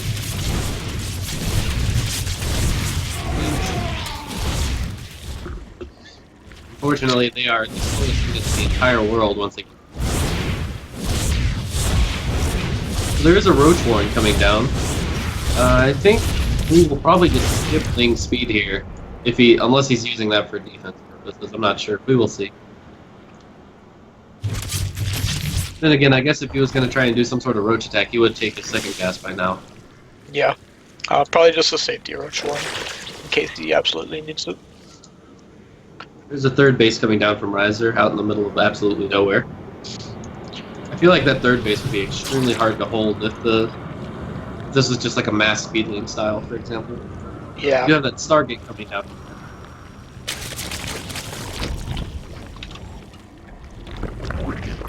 Why is there no watchtower? Why don't we have overlords? Flying pylons, please. It's interesting that Rhizer's complaining about it. I think watchtowers are better, or like the best for Zerg. Yeah, for sure, because that voice crack though. Anyway, Zergs have much easier time holding watchtowers because it's much easier just to send a linger. Yeah, and like Zerg units are so fast, it's just easy to like keep retaking them.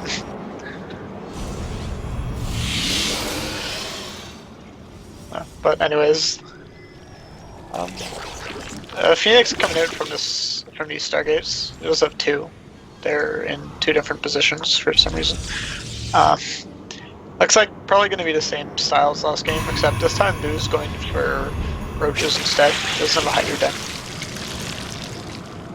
Should be pretty interesting though, because once these Phoenixes show up, roaches have to stay home, right? Because the roaches try and go across the map. Unless he's got a huge number of them, they'll just keep getting picked up and killed. Yeah. At the same time, he doesn't even know that Stargates are out yet. Oh. Uh-oh. Well, Link speed still is not done. These are the least intimidating Stargates. Yeah, Zerglings went in there right before Zergling speed. And Hydralistin is being put down. So it looks like it's going to be a Roach Hydra this game. He is committing to Roach speed, so he will probably be making more Roaches. I feel like BoO needs to learn how to play with the mass speedling style, because I think he would really like it if he ever got used. Like, the strength of it is just the fact that you really avoid the Phoenixes. Like, lifting a little 25 mineral Zergling is just not worth it. Yeah, And then you like, put 3 spores at each base, and like, you just keep passing up Zerglings at home. And really, it takes forever for Protoss to have anything to deal with that, technically. And like, this third base would be dead. You'd be able to have so many Zerglings. Kind of crazy. But I mean, lurkers are fun too. So.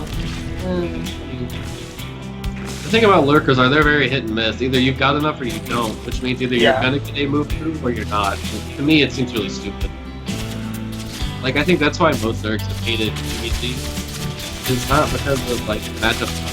It's just that the best composition for Protoss is an A-move composition. Literally, the only addition is Skull.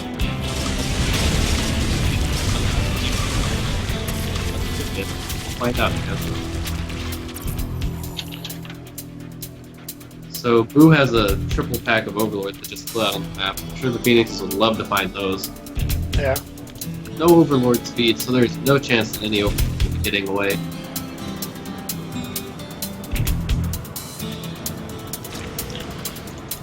BoO actually has. Next up, 12 workers. BoO actually has like 7 Overlords in on the map to be killed. Yeah, but they're pretty far out of the norm Phoenix path because you don't want to take them too far off path because if they're off path and the Zerg makes a break for your base, and your Phoenixes will be at their base and not even know that the army was there. Nice. Yeah, and I think Hydras are offering himself. Oh, nope, never mind. Phoenix. like Hydras are pretty expensive for Zerg units. Like, it's really annoying to just be losing any of them before a big fight. Not everything. Yeah. I think a lot of people misunderstand something that Zerg players talk about is they think the spores are there to protect your drones. Well, really they're not. The spores are there to protect your queens. Yeah. Because the queens are if you can get the queens to walk out from under there, they will be the first thing picked off every time. Yeah, because you'll. Here.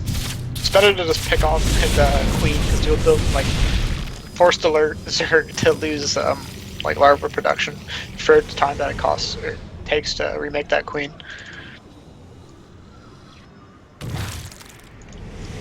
Oh man, there's like 4 mortals trapped in Rhizer's vein. Yeah. One thing to notice too is that Rhizer doesn't have any forges, or never mind, he does have one. But he doesn't have any upgrades at the moment. Whereas BoO's at 1-1. But another thing is, I don't think BoO's realized that little bridge you can actually walk. That little golden thing in the middle of the base, you can actually just walk. I'm pretty sure. Oh, really? Huh. I'm pretty sure you can. Yeah. Not sure why. I feel like you can. Yeah, If you zoom in on it, like there's no like wall or anything. And I'm pretty sure I saw Hydras walk through there earlier. Huh. So, which, if that's true, that means Rhizer has a huge hole in his defenses, which would be really problematic. Yeah. BoO just doesn't have a lot of units right now, honestly. Only 14 Hydras and a couple Raptors on the way. Like, I think Rhizer's army is just gonna steamroll him here. This is a very brave attack from Rhizer, considering all of its totals are split. But I guess it doesn't matter because. Yeah. Like, BoO just doesn't have enough units to deal with this. That's pretty good units. The Immortals are... Yeah, the Immortals are walking through those little bridges right now, so you definitely can walk through there. I feel like if BoO would have... Saltiness from BoO. Confirmed. BoO hates Protoss. Well, I don't know. I think if he learned that mass speedling style, he would learn my hatred and his appreciation of the race. You know what's funny? As you were saying that, I was about to chime in. After I played that game, I asked him, what do you lose to? He said mass speedlings, I learned that style. Like, literally, the game after. I'm telling you, like, mass speedling is so strong, like, and you can get to hive so quickly making only Zerglings, because you just bank all of your gas, except for upgrades. Crazy. Or maybe not fully mass speedling, but I go, like, speedling's a lot longer than get lurkers, and then broodlords. Or ultras. I go speedling ultra whenever I do it. Yeah. But yeah, this is my period where I had no idea what the fuck I was doing against Protoss. So I was like, let's try this. And then lost to Phoenix. Whenever I multiple see times. Zergs that have low win rates against Protoss, I'm just like, what are you doing?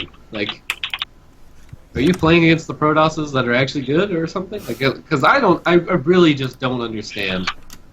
Like, I understand Zerg is not favored or whatever, and according to Kespa, Protoss and Zerg is the weakest race. But, like, I just don't see it. I really don't. I wish I did, but I don't. Let's see. Alright, so we're going into set 3 now. Ooh, PvP. Delicious. I know Rhizer loves PvP.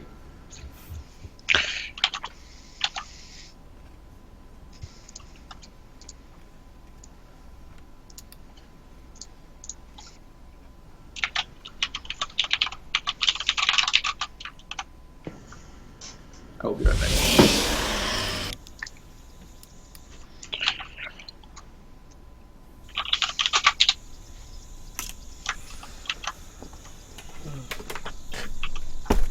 Yeah, that was hard for me to watch. Yeah. Like I knew how bad it was after I played it, but like I didn't actually go through and see like how far I was behind every single game. But yeah, Yeah, I think it's really hard to like watch over your own replays if there's someone else there to like learn from them. yeah. Because every time I do, like it's just like, oh, this game's stupid. Like, why did that I just happen? think you have to wait. Like, for me, if I do it the same, like, Right after. if I just lose to a Zerg, and then I go watch the replay, I'm like, oh my god, this is such horseshit. But if I give it, like, at least 15 minutes or I win a couple games or something, I'll be like, okay, well, I was floating 2,000 minerals there. Maybe that's why I lost, you know. I think the I'm worst ready though whenever is you like, guys are, though. I'm ready as well. Okay. 3, 2, 1, go. In the top right, we have the Protoss. There you go. And in the bottom left, we have Rhizer. I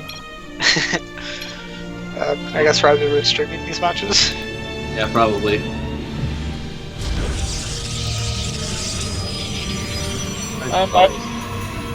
I feel like this is a matchup where Xaoc has a chance to take a map off Rhizer if he does something retarded. Yeah, story of my life. Do something retarded, somehow I can. Or not. It'll be interesting to see if either of these players do something extremely greedy. Like right now, they both went to Gateway, which I don't think it's going to happen, but on this map, it's definitely possible. Do people even go Nexus first in any matchups for Protoss? PBZ is the only one where it's really reasonable. Like, you can do it PBT, but unless it's a map like this, it's really risky because, you know, Reapers tend to do really well if there's no adept. And you really delay if you go Nexus first. And then, considering the meta is to go 2-gate in PvP, 2 adepts walk into your main, and you don't have a mothership core, you're dead. You're gonna lose so much.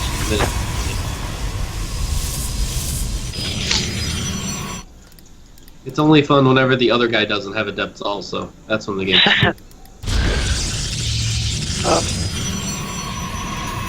Yeah, well, basically mirror builds here so far. Except, Xaoc's getting a second different. Rhizer having the early Nexus with the second gateway coming up, Xaoc. Rhizer has completely forfeit any chance of being aggressive in this. He will only be defensive whenever you see this.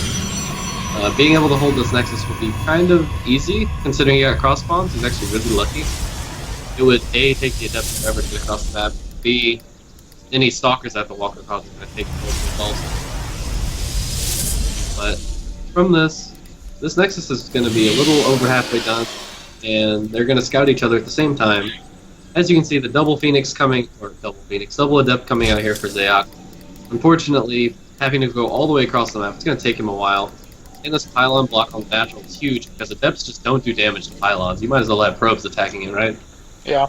I really like how if you click on Xaoc's gateways, how he made sure to rally them so that they didn't get stuck behind a pylon.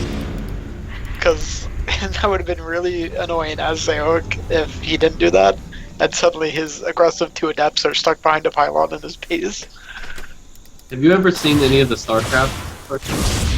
Yeah, I've seen it. Have you seen the one where the zealot, like, acting like a badass, kicks open the door to the gateway and then he's stranded on the outside? Yeah. Like, put between the gateway and the wall, and it's just like, oh, GG. Rhizer is adding on the second gateway here. We should be seeing his tech pretty soon. Yeah, I feel like Rhizer's just at an inherent advantage from these build orders in the early game. Man, Xaoc is actually pretty bold here. To save a couple seconds on the Nexus, he took an extremely open one. This Yeah, one is extremely open to any form of oracle or depth, anything really. I don't like that call. There is a proxy gate going down for Xaoc though. This will be pretty interesting. if he was gonna take another base, I think I would have preferred him to take the one more to the right. I don't know. I feel like any of them would be a little risky, but at least the one to the right would be a little more hidden, I guess. Yeah, like it's not in any natural like movement paths of units. Robo almost finished here for Rhizer, but as I said before, Rhizer does tend to have a little bit of a weakness to oracles, as do most Protoss, because, you know, oracle OP. But this mothership core is getting a little bit brave here. He's not gonna have. He might not have enough at home to stop this oracle if these stalkers are not on. Yeah. I would guess that Rhizer is feeling DTs, judging by the placement of the stalkers. Yeah, that's definitely something I would like be feeling as well if I were in Rhizer's position. Like, just DTs are such an easy way to like sneak a win off someone. And obviously Xaoc being Diamond and Rhizer being Masters, and everyone always talks about how awesome Rhizer is. If I was Xaoc, I would definitely be doing something like he is. Oh man, I actually really like this from Xaoc, taking that other Nexus really quickly. He might not even suspect that that Nexus is over there. Yeah, and if this stays up for long enough, and if Rhizer doesn't expand again soon, this will definitely benefit Xaoc in the long run, which is a nice way to get ahead in a game where you might not be like mechanically up to snuff against your opponent. So Oracle getting a little bit of damage. Yeah, 5 He got kills. pretty much minimum. Not 100% necessary, but not too big of a deal either. There is a second Oracle coming. Personally, if I was Xaoc in this situation, since the Oracle was coming so late anyway, I might have waited to have two to just fly him in there and destroy them. Yeah, I guess Never that's kind of true, but I mean, there's also I guess like the risk of him just building a bunch of stalkers. So And now like, you see, from Xaoc's point of view, you can see all these stalkers out on the map from Rhizer, and right now you'd have two Oracles ready to go into the main, which obviously he may not have moved out if he had seen the Oracle as well. yeah, that's true. Rhizer's gonna come back and deal with it stuff. I guess that's kind of nice, Xaoc delaying, but like I don't know exactly what he's delaying for. Like I just don't think he has enough units to really stop Rhizer from doing a significant amount of damage here. Like Rhizer can kill this base and probably kill all these probes, which is pretty big. Plus he's got a warp prison for that thick micro. Yeah, he has the 4 bands linked on him. Focusing down the Nexus now. Yeah, Rhizer not the best decision there. I feel like he should have just like he gets the mothership core there. I feel like he should have just like targeted either completely on the Nexus or completely on units. He was kind of like split there. Like some of his units were attacking other units, and I then think like he meant to click the pylon, because my biggest guess is that he was trying to shut down that overcharge and he would have had no issues. yeah. Some decent micro here, letting them kill a stalker. He does trade one of his though. I mean, I think something really strong Rhizer could have done there was pull the Stalkers back and send a few Adepts into the main, and then force Xaoc to split multitask between the defense and that. yeah. I do believe the other Oracle flew in. I'm not sure how many kills it might have gotten. I think he lost it though. Yeah, the other. He has one Oracle just idling. He has one Oracle, it just didn't. I thought I saw something attacking, never mind. So Yeah, I hope that'll- he doesn't forget about that. That'll be pretty vital for later on. Like right now, there's nothing in the main for Rhizer except for the mothership core. But yeah. there's a little spot on the left, I think, is a sweet spot where you could get the gas probes at least. And I gotta say, I think Xaoc's in a pretty decent position at the moment. As long as he can hold this next push that's coming. I'm not sure what his Stalkers are doing. They're in a really good position to get caught, considering he Yeah. doesn't have Blink and Rhizer does. Okay, they're moving back into the base now. Xaoc doesn't have any pylons at this third, so if there is an attack, he'll just have to give it up, because without overcharge, there's no way he's going to be able to beat this. Stalker count and 2 Immortals. I think Xaoc is just dead here. Yeah, if his stalkers are back in his natural or with the rest of his army, like, this could have been a bit different. Like, sure, he loses the Nexus and some probes, but he still has a chance of holding this off. But just having those stalkers there, like, they're dead, and those aren't with the rest of his army. So he's I'm just starting to think he might have been concerned about an Oracle flying in, because there's no other reason for him to have had the Stalkers go anywhere. Yeah. Oh man, that's Immortal. If there would have been force fields right there and he lost on Immortal, he would have had a little bit of an issue. We do have some Can't photon. giving anything away right now. There's some decent force fields here to be able to pick off some units efficiently. But I feel like Rhizer just has a very big advantage, especially with that Nexus going down. Xaoc is supply bomb, and he needs unit saves like fucking yesterday. Oh man. He just force fielded himself out of his main. Yeah, and those adepts are in, not really doing much, but like just the fact that they're there. And GG is called. Xaoc forced to tap out. Too much firepower coming up from Rhizer. That second Oracle. Wait. Yeah. That second Oracle died at some point. No! I didn't get to see it. Feels bad, man. Second Oracle went to the natural and died to 2 stalkers, by the way. Yeah, probably. My pro observing skills, I watched both of it while the fight was happening. Just call me out of VC.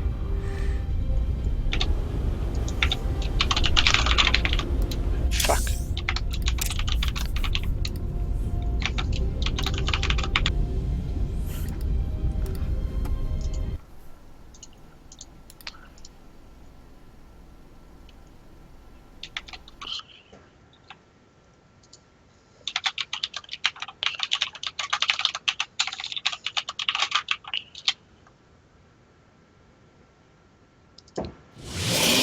Okay.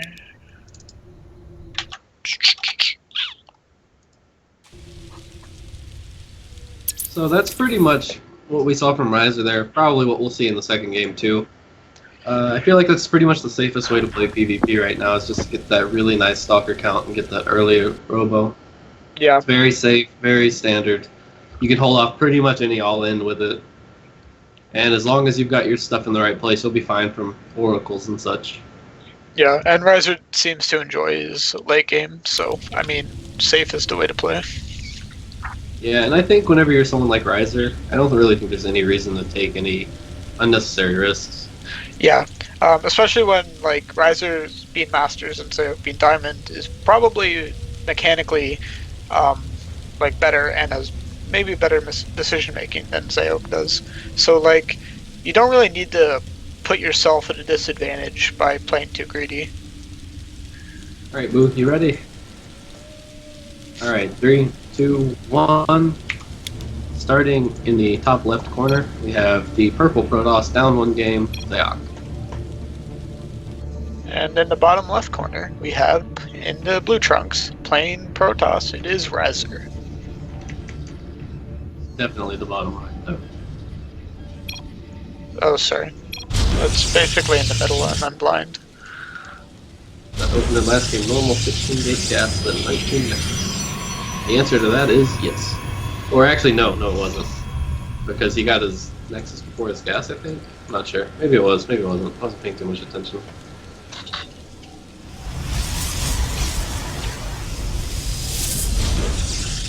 Rhizer's like, I don't know the numbers, I just do things. I feel Looks like that. we're gonna see a little bit more standard from Xaoc, maybe. Maybe this time they'll both do the same build. Looks like Rhizer's actually gonna scout. Anytime someone's trying to chat you up before a game, you always got to feel a little bit concerned.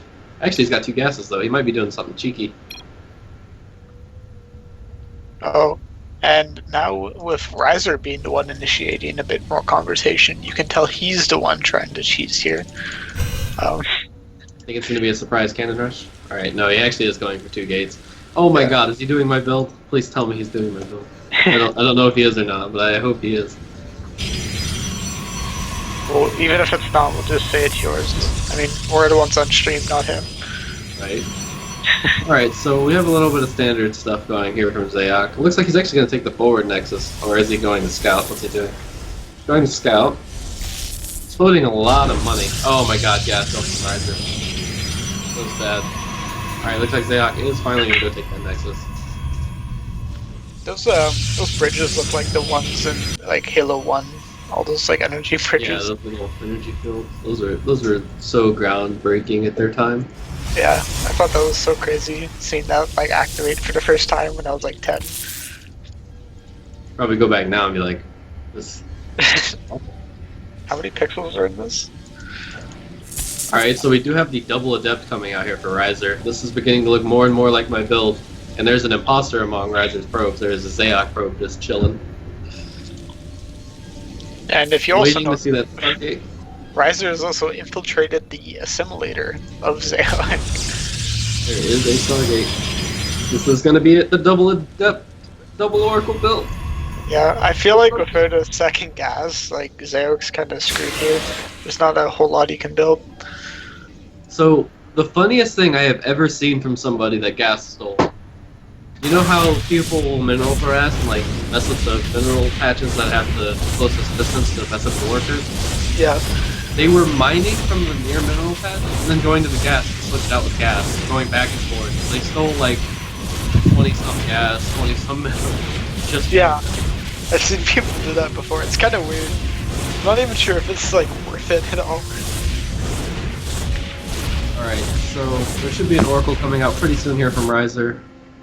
And basically what you want to do with this is you're just here to bait the overcharges with these adepts. Unfortunately, Xaoc did wall off, so... Let's see, will he bait an overcharge? Nope.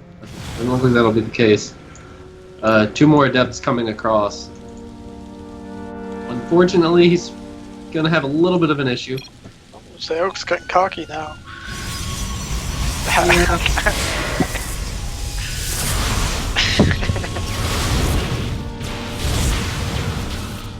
So I do like what Rhizer's doing here. He is keeping him towards the front of his base. His probe's in danger. Okay, it's fine. The Oracle is gonna fly in, and all the stalkers are at the front. Yeah, and that Twilight mothership Council. is way out of position. Oh man. Oh man. Yeah, that mothership core is about as far out of position as it could be realistically, and he just warped in stalkers at the front. Oracle's gonna get quite a bit of damage here. And Just keep focusing down through.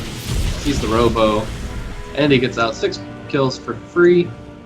yeah, it didn't even take any actual health damage too. He's got his Robo down. Rhizer is not going full balls to the wall like I would. Just continuous Oracle production, but you know, I feel like the way he's gonna do it is much less all-in for sure. Yeah, Rhizer is down a decent amount of probes right now, so like even if that Oracle harass, he's still sort of behind. But I think Rhizer will find a way to make his way back.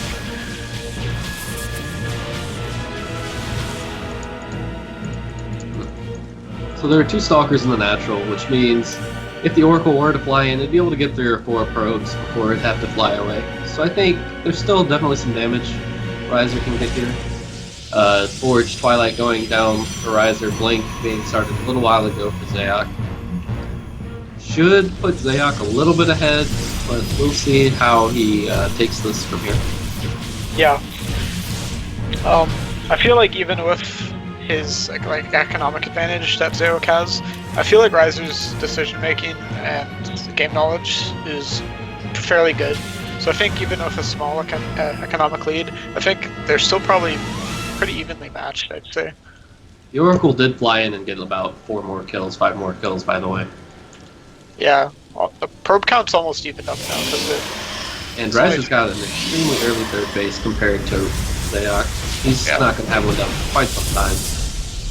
yeah, he doesn't even have like an opening to get out. He needs to kill one of his pylons or the debris or whatever. Now at this stage, it's pretty much gotten to the point where you're not supposed to get any more damage with these Oracles. I would like to see him start tagging the Mothership Core / Stalkers as much as possible. It'd be pretty having sick. that knowledge is pretty good. Pretty sick if he flew in there and tagged the War Prison right before it like flew out. That would be pretty cool, yeah. And I don't know if it's on purpose or not, but Xaoc is actually not mining from both gases on his natural. A couple more probes here in the main. Mothership Yeah. core not overcharging. Not overcharging till the very last second. And he does see the warp prism and he tags it. Oh man. That went about as poorly for Xaoc as humanly possible. Gonna start breaking down these rocks. But Rhizer's watching. Let's give Rhizer a chance. Oh, he's gonna shade home. Coward. If I was Rhizer, I'd be shading my adepts in right in front of those stalkers. Just to let them know. Gotta assert your down. So the Oracle's still chilling out. It doesn't actually have enough energy to do anything right now, but it might here in a second. So some probes starting to head down to the third base for Rhizer. And He actually Rhizer has stopped probe leak. Rhizer stopped from production at 50. See if he continues later on. He could be just preparing for this attack that should be coming. That would make sense. Yeah. He's not going to have Blink, but he does have +1 attack, and he has an Immortal out. The real question becomes, does he have enough attack? He doesn't have very many stalkers. But then again, this isn't too big of an army to be attacking again into 2 Immortals. And Guardian Shield. Yeah, I feel like Rhizer has enough to defend here. That was pretty clean from Xaoc. He just came in, sniped off the Observer, blinked out. Now he's going to blink into the main, I would imagine. There's a third Immortal here. It's in risk of being dove on, but I don't think he's going to have it. Nope. Third base going down for Xaoc as well. Stalkers into the main. Looks like they're going for Robo. That'll be a very nice pick off if he can take that. And he does. And he gets... Oh! Up God. for Prepper Lone Stalker. He's not alone anymore. He is now alone. Double Robo going down for Rhizer and back that. So +1's finishing now for Xaoc. Don't Protoss units get like warped back to like the mothership or whatever the fuck when they die? It certainly Like doesn't. in the war. I remember something like that. Go down. Pretty big. +2 here. Xaoc still has to see the reason. Look out. He's just gonna keep going. Rhizer looked like he tried to set up a little bit of a trap here, but unfortunately, you gotta have something to make it go through the trap. And he's even gonna take it. Now he does. And that really. Yeah. Xaoc lost a lot of units for that. Like those are some pretty important buildings that you took out, but I would say in the end probably not worth it. Yeah, and Trump is going to be pretty good, but I don't think he has enough gateways to make enough zealots for it to matter. and I don't know why Xaoc hasn't been making Immortals this game. Like the Immortals are a good unit. Make lots of them. Awesome. I just think he didn't have enough gateways. If he would have been making units the whole time behind that attack, I think he'd been fine. But I honestly don't think he was making units at home. I think he was just focused on the stalkers. This one adept is showing that it's truly the bravest adept alive. Like I feel like Zealot Archon isn't that great of a unit comp versus Immortals. Maybe I'm wrong, I don't know. Oh no, Charge Archon's amazing because Stalkers don't do any damage, Immortals don't do any damage to Zealots. The issue here is, as you can see, he's getting pretty good trades, right? But he just didn't have enough Zealots. If he would have been producing this whole time, say he had 15 more Zealots right now, he would absolutely steamroll Rhizer's army. Well, I guess I'm returning. Looks like that was a good unit comp. And oh damn. The only thing is, now he's definitely overextended, because while charge lots are good in large numbers and you've only got 2 of them charging, you can kite those endlessly. Yeah, and Xaoc's macro is kind of slipping here sometimes, I feel. He's banked up a lot of minerals and gas, like he should be spending it, and even as an Immortal trapped at home. Poor guy. Feels bad. He had a decent drop into the main, but it really only got a cannon, maybe a couple probes before double overcharge was enough to clean up all the zealots. And Rhizer is going into Disruptor Tech, and once that gets out, you just have to be careful not to Disruptor shot your own units, but other than that, there's really no way for Rhizer to lose once he gets to Disruptors. Yeah. He's already got his 4th base down and starting mining, he's got a couple cannons on the way. Really This map loving seems- Rhizer's position here. This map seems like it's pretty good to secure multiple bases on. This looks like they're like fairly close to each other. So many zealots. I would have actually liked it if you would have just focused down the Nexus with all those zealots instead of getting the post there. Yeah. Zealots all will be cleaned up. Probably not the most efficient usage of all these zealots, but I mean they got a decent amount of probes and keep Rhizer back for a bit. He's actually ahead of Rhizer in the worker count again. But from here, Rhizer is actually sending that Oracle from the beginning of the game back in. See if it's able to do anything. Should get a couple. Okay, he's just gonna tag the army and get out. I feel like Oh, even though Xaoc's making more money, he's just not like spending it. yeah, if Xaoc had double Robo Immortal Zealot right now, he would be golden. But since he's got a lot of Archons, the only problem is Archons don't split very well because they're pretty bulky units, and Disruptors handle these Archons pretty well. And on the back of this, we only have, let's see here, we actually have 9 gateways, Xaoc, but he's still not able to spend the money. Yeah, like if I were Xaoc, I would have thrown down a couple more gateways. Like, yeah, sure, maybe you can't like sustain that for a while, but it's better to spend all your money. If I was Xaoc, I wouldn't go into more gateways. I would have went like double, triple Stargate and just massed Void Rays, because, well, those Disruptors don't do well against charge lots usually, unless you catch a big pack of them while they're walking around, and then they don't shoot up. So you clear out all the Stalkers with charge lots and Void Rays, and then everything else doesn't even shoot up. Yeah, that's true. And I mean, Oh my God, Rhizer just oh, did he just shoot his own army? What's happened? yeah, I think that's what happened. That's what it sounded and looked like, unless he canceled Yeah. it with the Warp Prism. 2 of those Immortals have the exact same amount of health lost, so pretty decent Disruptor shots, but losing the Disruptors in the process. He funneled all of his units into this little choke with the Disruptors. Yeah, this was like Xaoc just shouldn't have pushed it like he did there. Like he Did has this the con- advantage. on the- Yeah, like he has the advantage at the top of that ramp. He doesn't need to leave. But Rhizer taking the series there, I believe. Convincing to him, yes. The only issue is, even if he concaves at the top of the ramp, since he has a charge lot army, they have to engage. Yeah. So as long as Rhizer's on top of his blinks, he literally never kills anything. Like, his comp is really strong, but as soon as the Protoss realizes that's what you're doing, like, it falls off like a rock. It's really bad.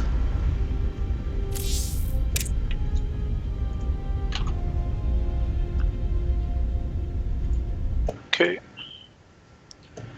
Now on to BoO versus Catalyst. This will be the final series of the day. A TVZ.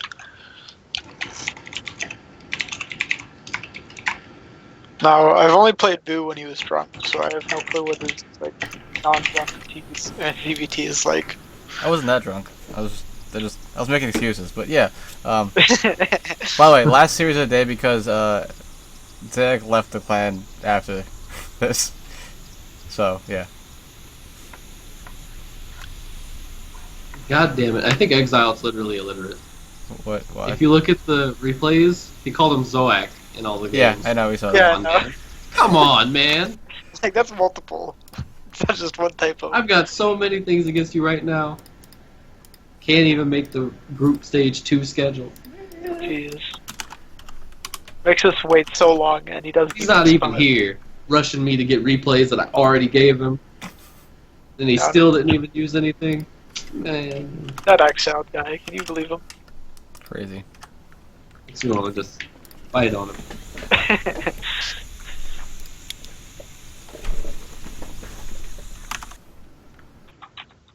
Alright, well, I will be ready right about now. Yeah, I'm ready whenever. Yeah, I'm ready as well. Alright, 3, 2, 1, and going. In the bottom left, we have the Rhizer player All-In's BoO. And in the top left, we have in the purple, from All In, it is Catalyst. So, I favor BoO slightly in this game because, well, Zerg is just... No, I'm kidding. But honestly, I think BoO on these big maps These should be his maps that he really likes to play with his play style. The only thing I could see being an issue is with these spawns. I think Hellbat Banshee pushes would be extremely strong.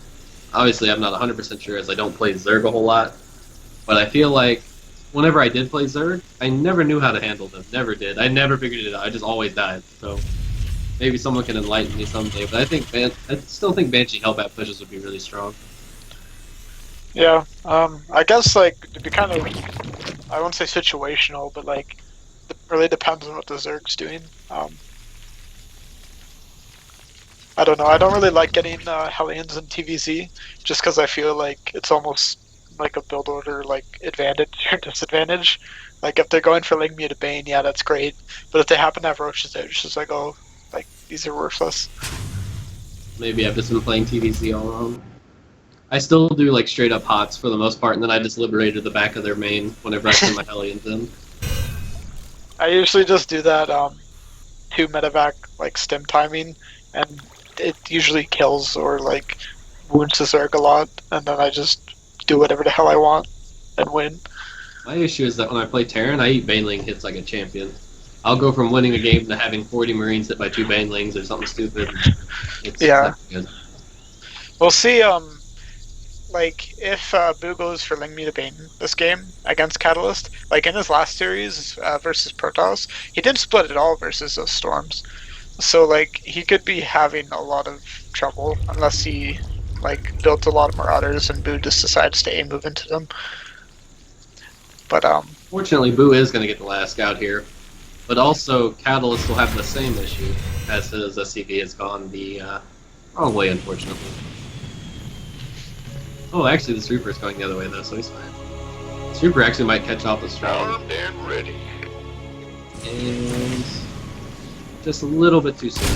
Oh, sidestep. See this top tier control? He's gonna get the lane. He gets the lane. Alright. A little bit of a back and forth dance here.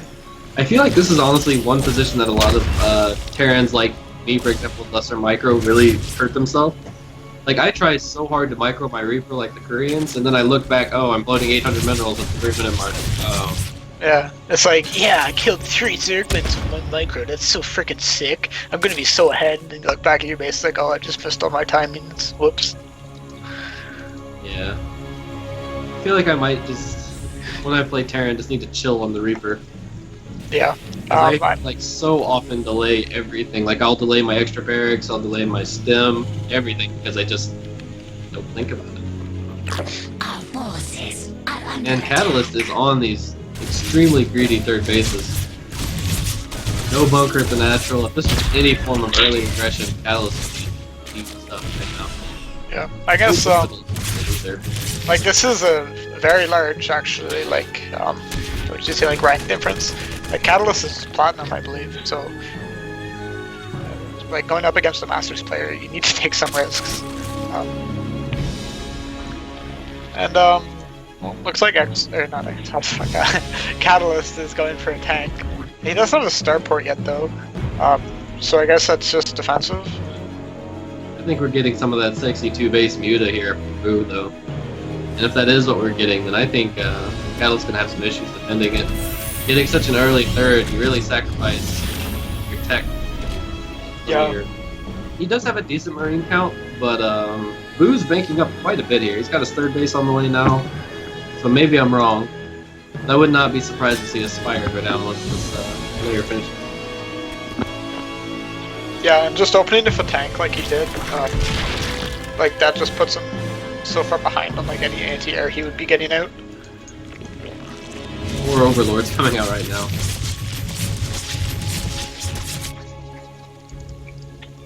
Starport just started now. And the Spire is dropped, so we'll get to see some of that delicious 2-base Muta. And we'll see all that sexy Muta control from BoO. Yeah. Hopefully he doesn't Muta micro like I do and just fly into Widow Mines, because that's always fun. Now, interestingly enough there, Catalyst's third base is finished before BoO's is, so he will have a significant advantage in economy if BoO can't get much damage done here. And he's getting out some Widow Mines too, So if those are placed right and BoO just flies into them, those will be costly. The only thing is, the first set of mutas should be here before stem is done, so Yeah, as long as he avoids those mines, I think he should be in a pretty good position. While It really obviously he won't be depends able to know that there's no stem. yeah. Oh man, that poor... Oh no! He lifted the barracks. That was Oh my god. yeah, with the SCP. Oh, I was really hoping he wasn't going to do that. No! I've done that before. It's awful. Awful feeling. That is deep, deep tearing tears in my heart. Just have to pay respects. Yeah, and that'll just, like, that small mistake will set Kalos behind so much in this matchup. So So to determines go a the little into the math for that,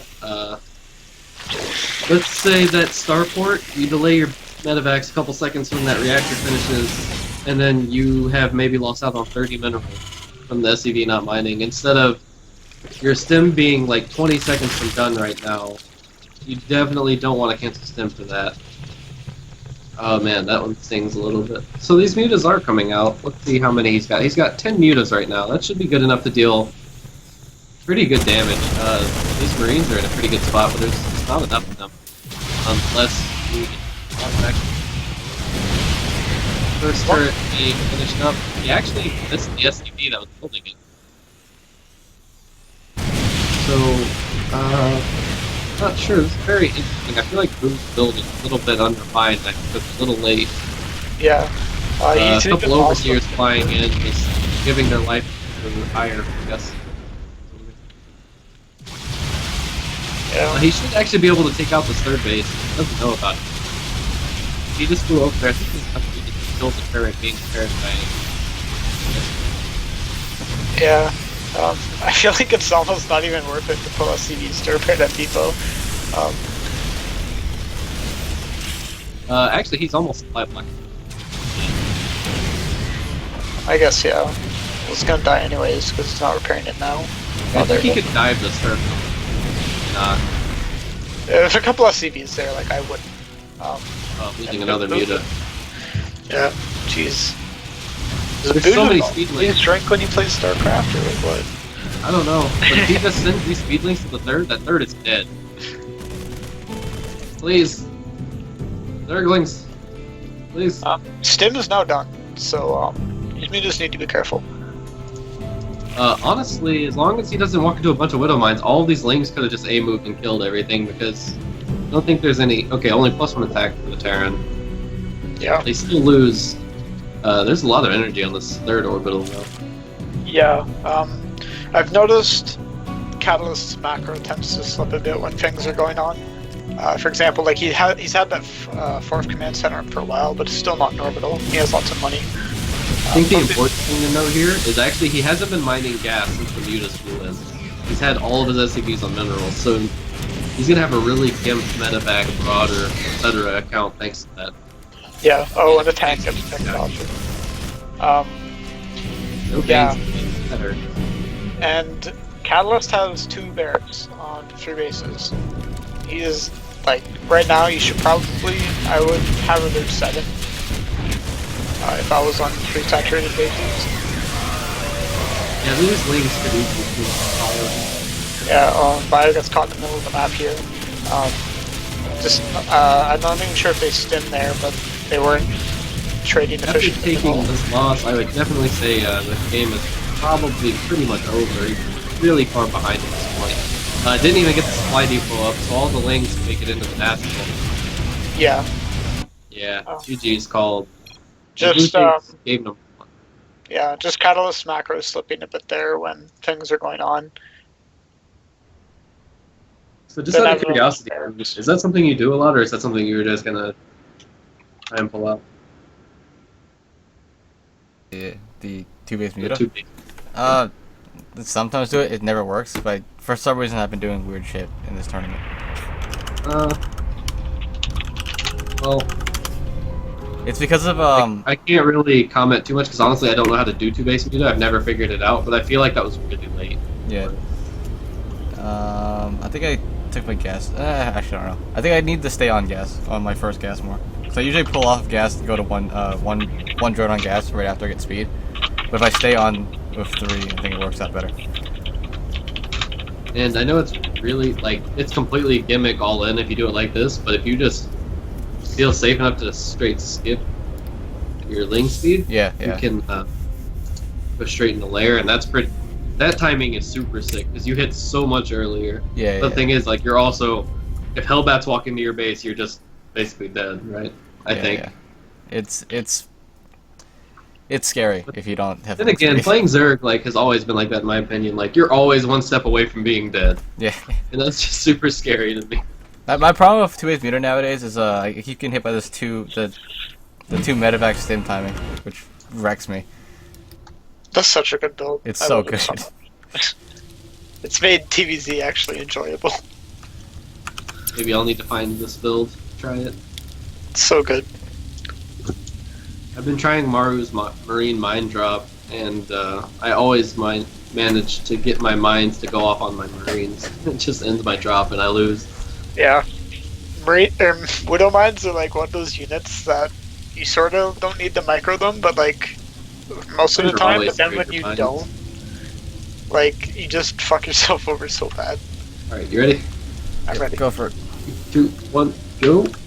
In the bottom right, we have the red Zerg player up 1 game in the series. He has All-Inspirations BoO.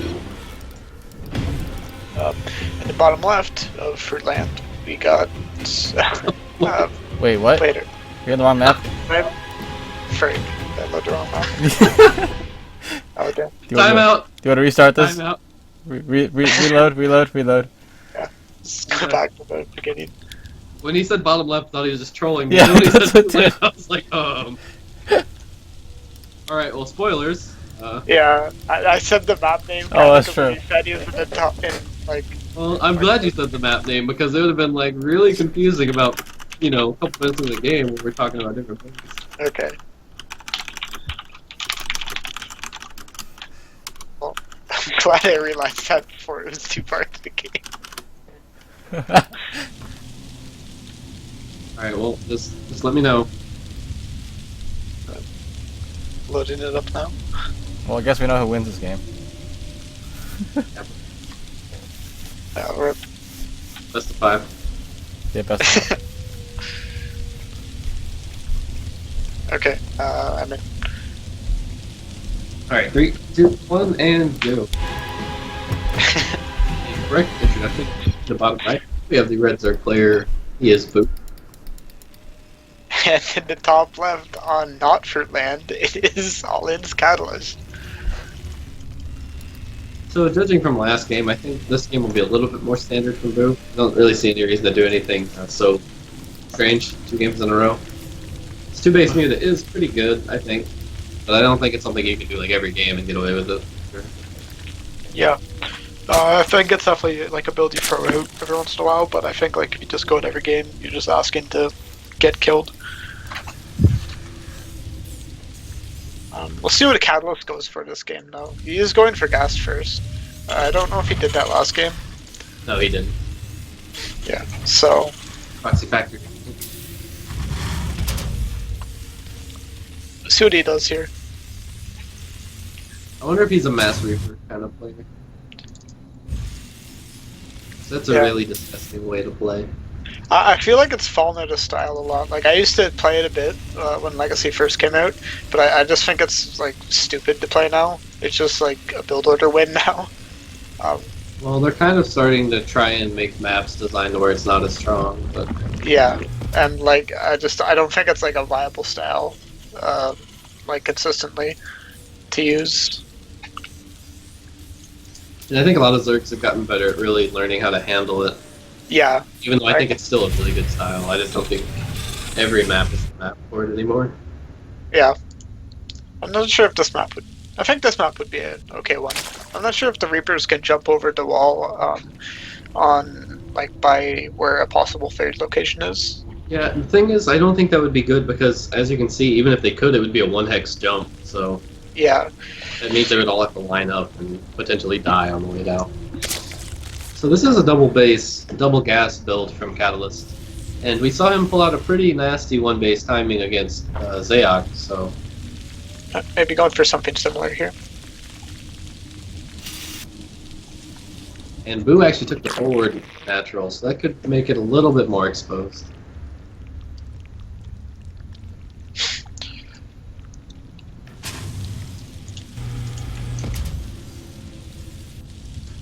So far, it looks like BoO's going to play pretty standard. He's still got one drone mining on gas.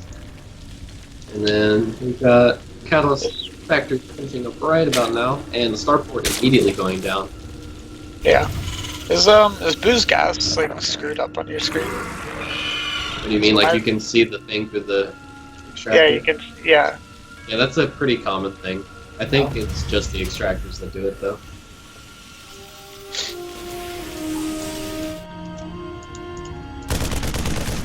Let's see what BoO opts to do here. Got his third base coming down. Pretty good time on his third base. BoO sees all this with his overlord there, so he has sort of an idea of what's I up. think the important thing is to scout that there's no natural, so he should know there's something pretty nasty coming. Yeah. Looks like it's actually going to be the same exact build that he did against Xaoc. I don't like this as much. Honestly, I don't think it's that strong versus Xerg. I guess Really so. early layer from BoO. Yeah. Let's see what BoO gets here. I would have liked to see a Roach Warren and a couple spores go down. Yeah, but I mean, never mind. BoO does have a lot of time to prepare for this, though. So, first one goes down now. Like, this isn't the quickest hitting of builds. Start moving out now that he has his first Liberator and his 2 tanks. And BoO just finished our wave of drones. So, I gotta say, I feel like not having creep spread on this particular map is gonna end up hurting BoO quite a bit. yeah, also the layers built at the natural. So, like, if he loses that, that's a pretty big deal, actually. And he's about to get supply cap. Yeah, this has gone about as poorly for BoO as humanly possible right now. Yeah, BoO's literally asking to die here. Oh man, that Liberator positioning. That's good. Yeah. Yeah, that's the game right there. And just, like, BoO just doesn't have enough units out quickly enough to deal with this. I feel like if BoO would have realized the threat he was under, he would have just made straight Ravagers and he would have made this push and go. Yeah, Could have but just bomb the tanks back off, bomb the tanks back off. yeah, honestly, like, this is just sort of gonna be a stop here. BoO has no way of dealing with these. This production is going to be disjointed since all the tanks are sieged up in between 2 bases. So. Yeah, the only viable thing that he has going for him is that Catalyst production behind this is pretty messed up. But I mean, even so, it's 24 SCVs to 51 drones right now, so it's not that huge. Like, If only he had a bunch of speedlings, because he just unsieged everything, he could have just surrounded everything fine. BoO not actually using any of the files. A little bit interesting. And at this point, he should just be dead. yeah. He does manage to pick off one of the tanks, but I don't think it's anywhere near enough. Kills the Liberator also. As soon as these tanks besieged, I gotta say, that was a little bit of really unnecessary to unsiege all of the tanks like that. Yeah, like when you have a nice position there between 2 bases for Zerg, like, you should just stay there. And good game. Oh, fuck. and that puts the series 1-1. BoO's on the ropes. Will Yeah. this be the second big upset in the All-Inspirational Invitational thing? And, Because we've already seen Exile get eliminated earlier this, what was it, this week or was it last week? Might have been last week. and in an unexpected turn of events, this map will now be moving on to Fruitland.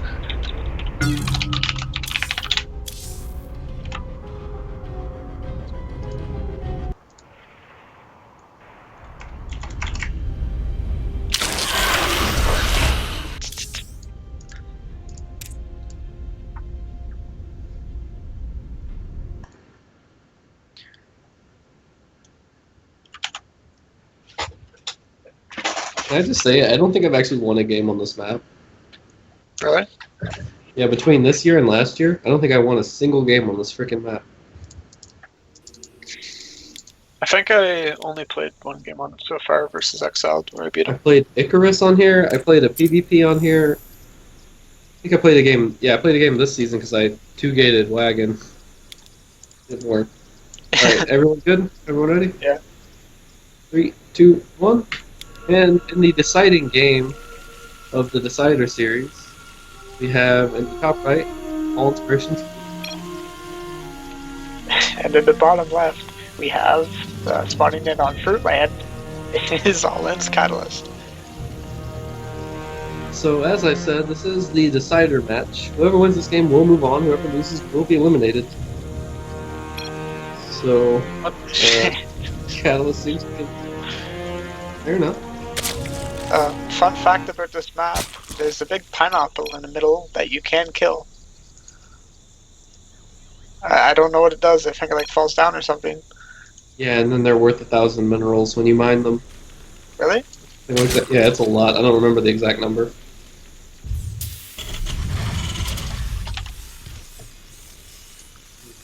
Maybe our production will know what the exact number is.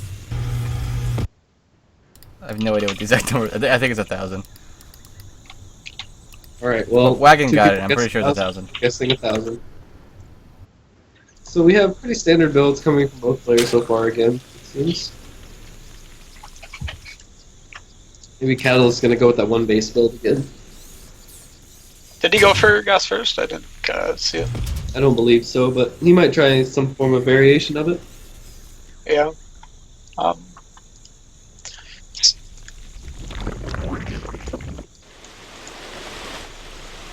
Is Catalyst gonna do a sneaky third base? No, never mind, he spent his money. Looks like Catalyst is gonna... Like, is he just scouting wrong, or is he... Yeah, it looks like he's going for hidden base. I think it's very interesting that he would do that. Yeah, like... I guess that's pretty smart when you think about it, because like he one-based BoO last game, so BoO comes in, scouts up naturally, like there's nothing there, and he's immediately Fear of probably God gonna, into him. yeah, like he's gonna assume it's a one base, but like Like it's not. coming down quite early for BoO. I guess. Will it be a roach attack?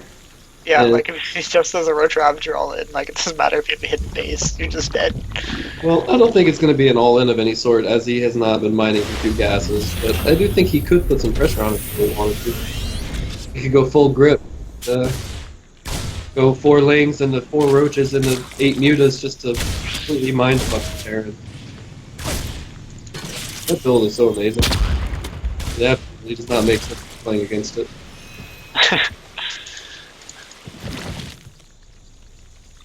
Alright, well, he did go straight into roaches. So this should be pretty interesting. I'm not sure if he thinks he's getting one base or not, though. So that has me scratching my head, because it's 50. But they're actually rallied across the map, so no, that's not the case. So let's see, Catalyst only has a factory and 1 barracks. No tech lab on either, so roaches will do pretty well in this situation. Tech lab going down right now on this factory. Looks like he's going to be getting a tank out, if I had to guess. Oh man, this Reaper's out of position. It didn't see the roaches coming across. Yeah, he's building 2 bunkers, kind of. Oh, maybe he did see it. Unless Kind he's of just over the scared, middle. maybe? I'm so confused.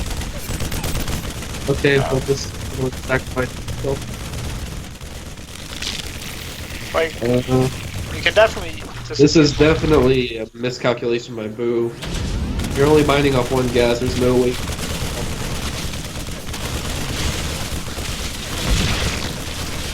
There. Right about now, he should start feeling like something's up. Maybe go check around the map. But Yeah. But I mean, like, when you're actually playing, it's hard to even, like, consider hidden bases. Like, Yeah. this is probably a very obvious one, but, like, it could have been a lot different. as soon as this tank sieges up, yeah, this little aggression thing is definitely over. There's a lot of money floating here for Catalyst, though. Starting to spend a bit of it now, and well, he's better at building supply depots than me. I get supply blocked at 46 every freaking game. Feels bad, man. The only thing is, he really hasn't been mining off of this hidden base. He's really only gotten a couple mules, and that's about it. Yeah. And He did lose the Reaper at some point in time. and I guess he's been playing a bit of Brood War because his SCV is not rallied to the minerals. He's taking another hidden base. If Well, Blue I doesn't guess find these, he's actually going to be in a lot of trouble, assuming he's on one base. Well, actually, there's a couple of Overlords heading out. One of these should scout at least the one that's going down right now. yeah, one of them is rallied towards there. God, BoO has so many Overlords right now. He's not getting supply blocked anytime soon. Our Although he is throwing another one away. Man, these Overlords, so close. After he scouts that one, though, I'm sure he will scout the other bases as well. So right about now, BoO sees it, and it's upon completion, so that command center will finish either way. I don't think BoO has actually noticed it, though. Okay, now he's seeing it. He's looking at it right now. Sending some roaches across. Okay, at that point, Catalyst, you definitely just want to finish that command center, man. That's so close. Even if you have to lift it up, that's a command center that got finished, Yeah. and will also give you supply, and it'll be done, a lot of other things. Looks like BoO will send the roach over the bottom right. That will end any mining here. It's also got a small underneath. This is a very interesting attempt, and Catalyst is making an interesting game here at least. It's pineapple. And BoO is killing the quote-unquote rocks. Where's the fruit? What the hell? Game is rigged. Wow. When will Blizzard finally make it so that Zerg is able to get fruit? There's no pineapple there. Where did it go?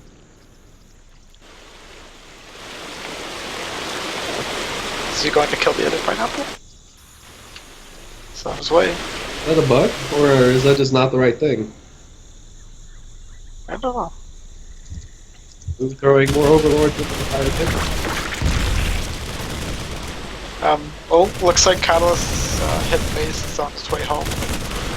Catalyst has actually managed to amount quite a scary army here.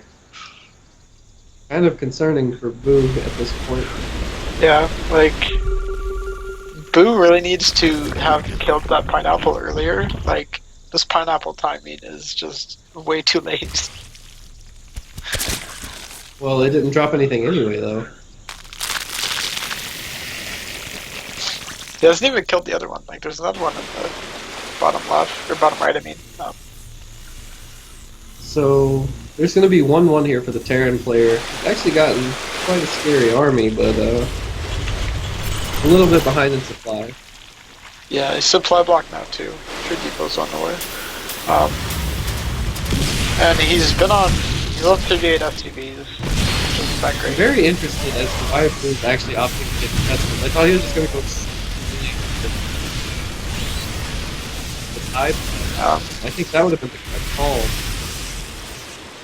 He killed some units there, but he traded a lot of roaches for that, and I don't feel like that was really worth it. BoO's really has no need to attack right now. Like, I don't know. I think any trades right now are good for BoO because BoO has a ton of money and he should have the larva to spin to back it up. Should. I'm not sure. Yeah, I mean, like, He there's needs to drop 22 some Marines, files, 6 kind of. Marauders on the map. Like, against 20 roaches, that's pretty decent. And they have 1-1. Both sides have 1-1. Okay, so he's got pathogen glands. Unfortunately, no infestors to speak of.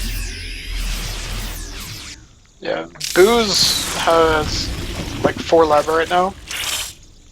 Spent it all on roaches, so.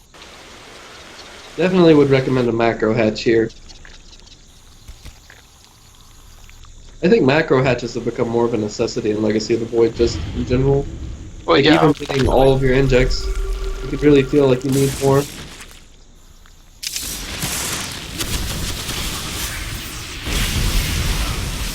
It's not having anything to do with these Widow mines right about now. I'd like to see him just make a shit ton of speed. Well, I guess Larva's the issue here. Oh, no, he's got Larva. I'm not sure. There's really nothing keeping him from just maxing out on Lings here and just pushing. Oh lord. Yeah.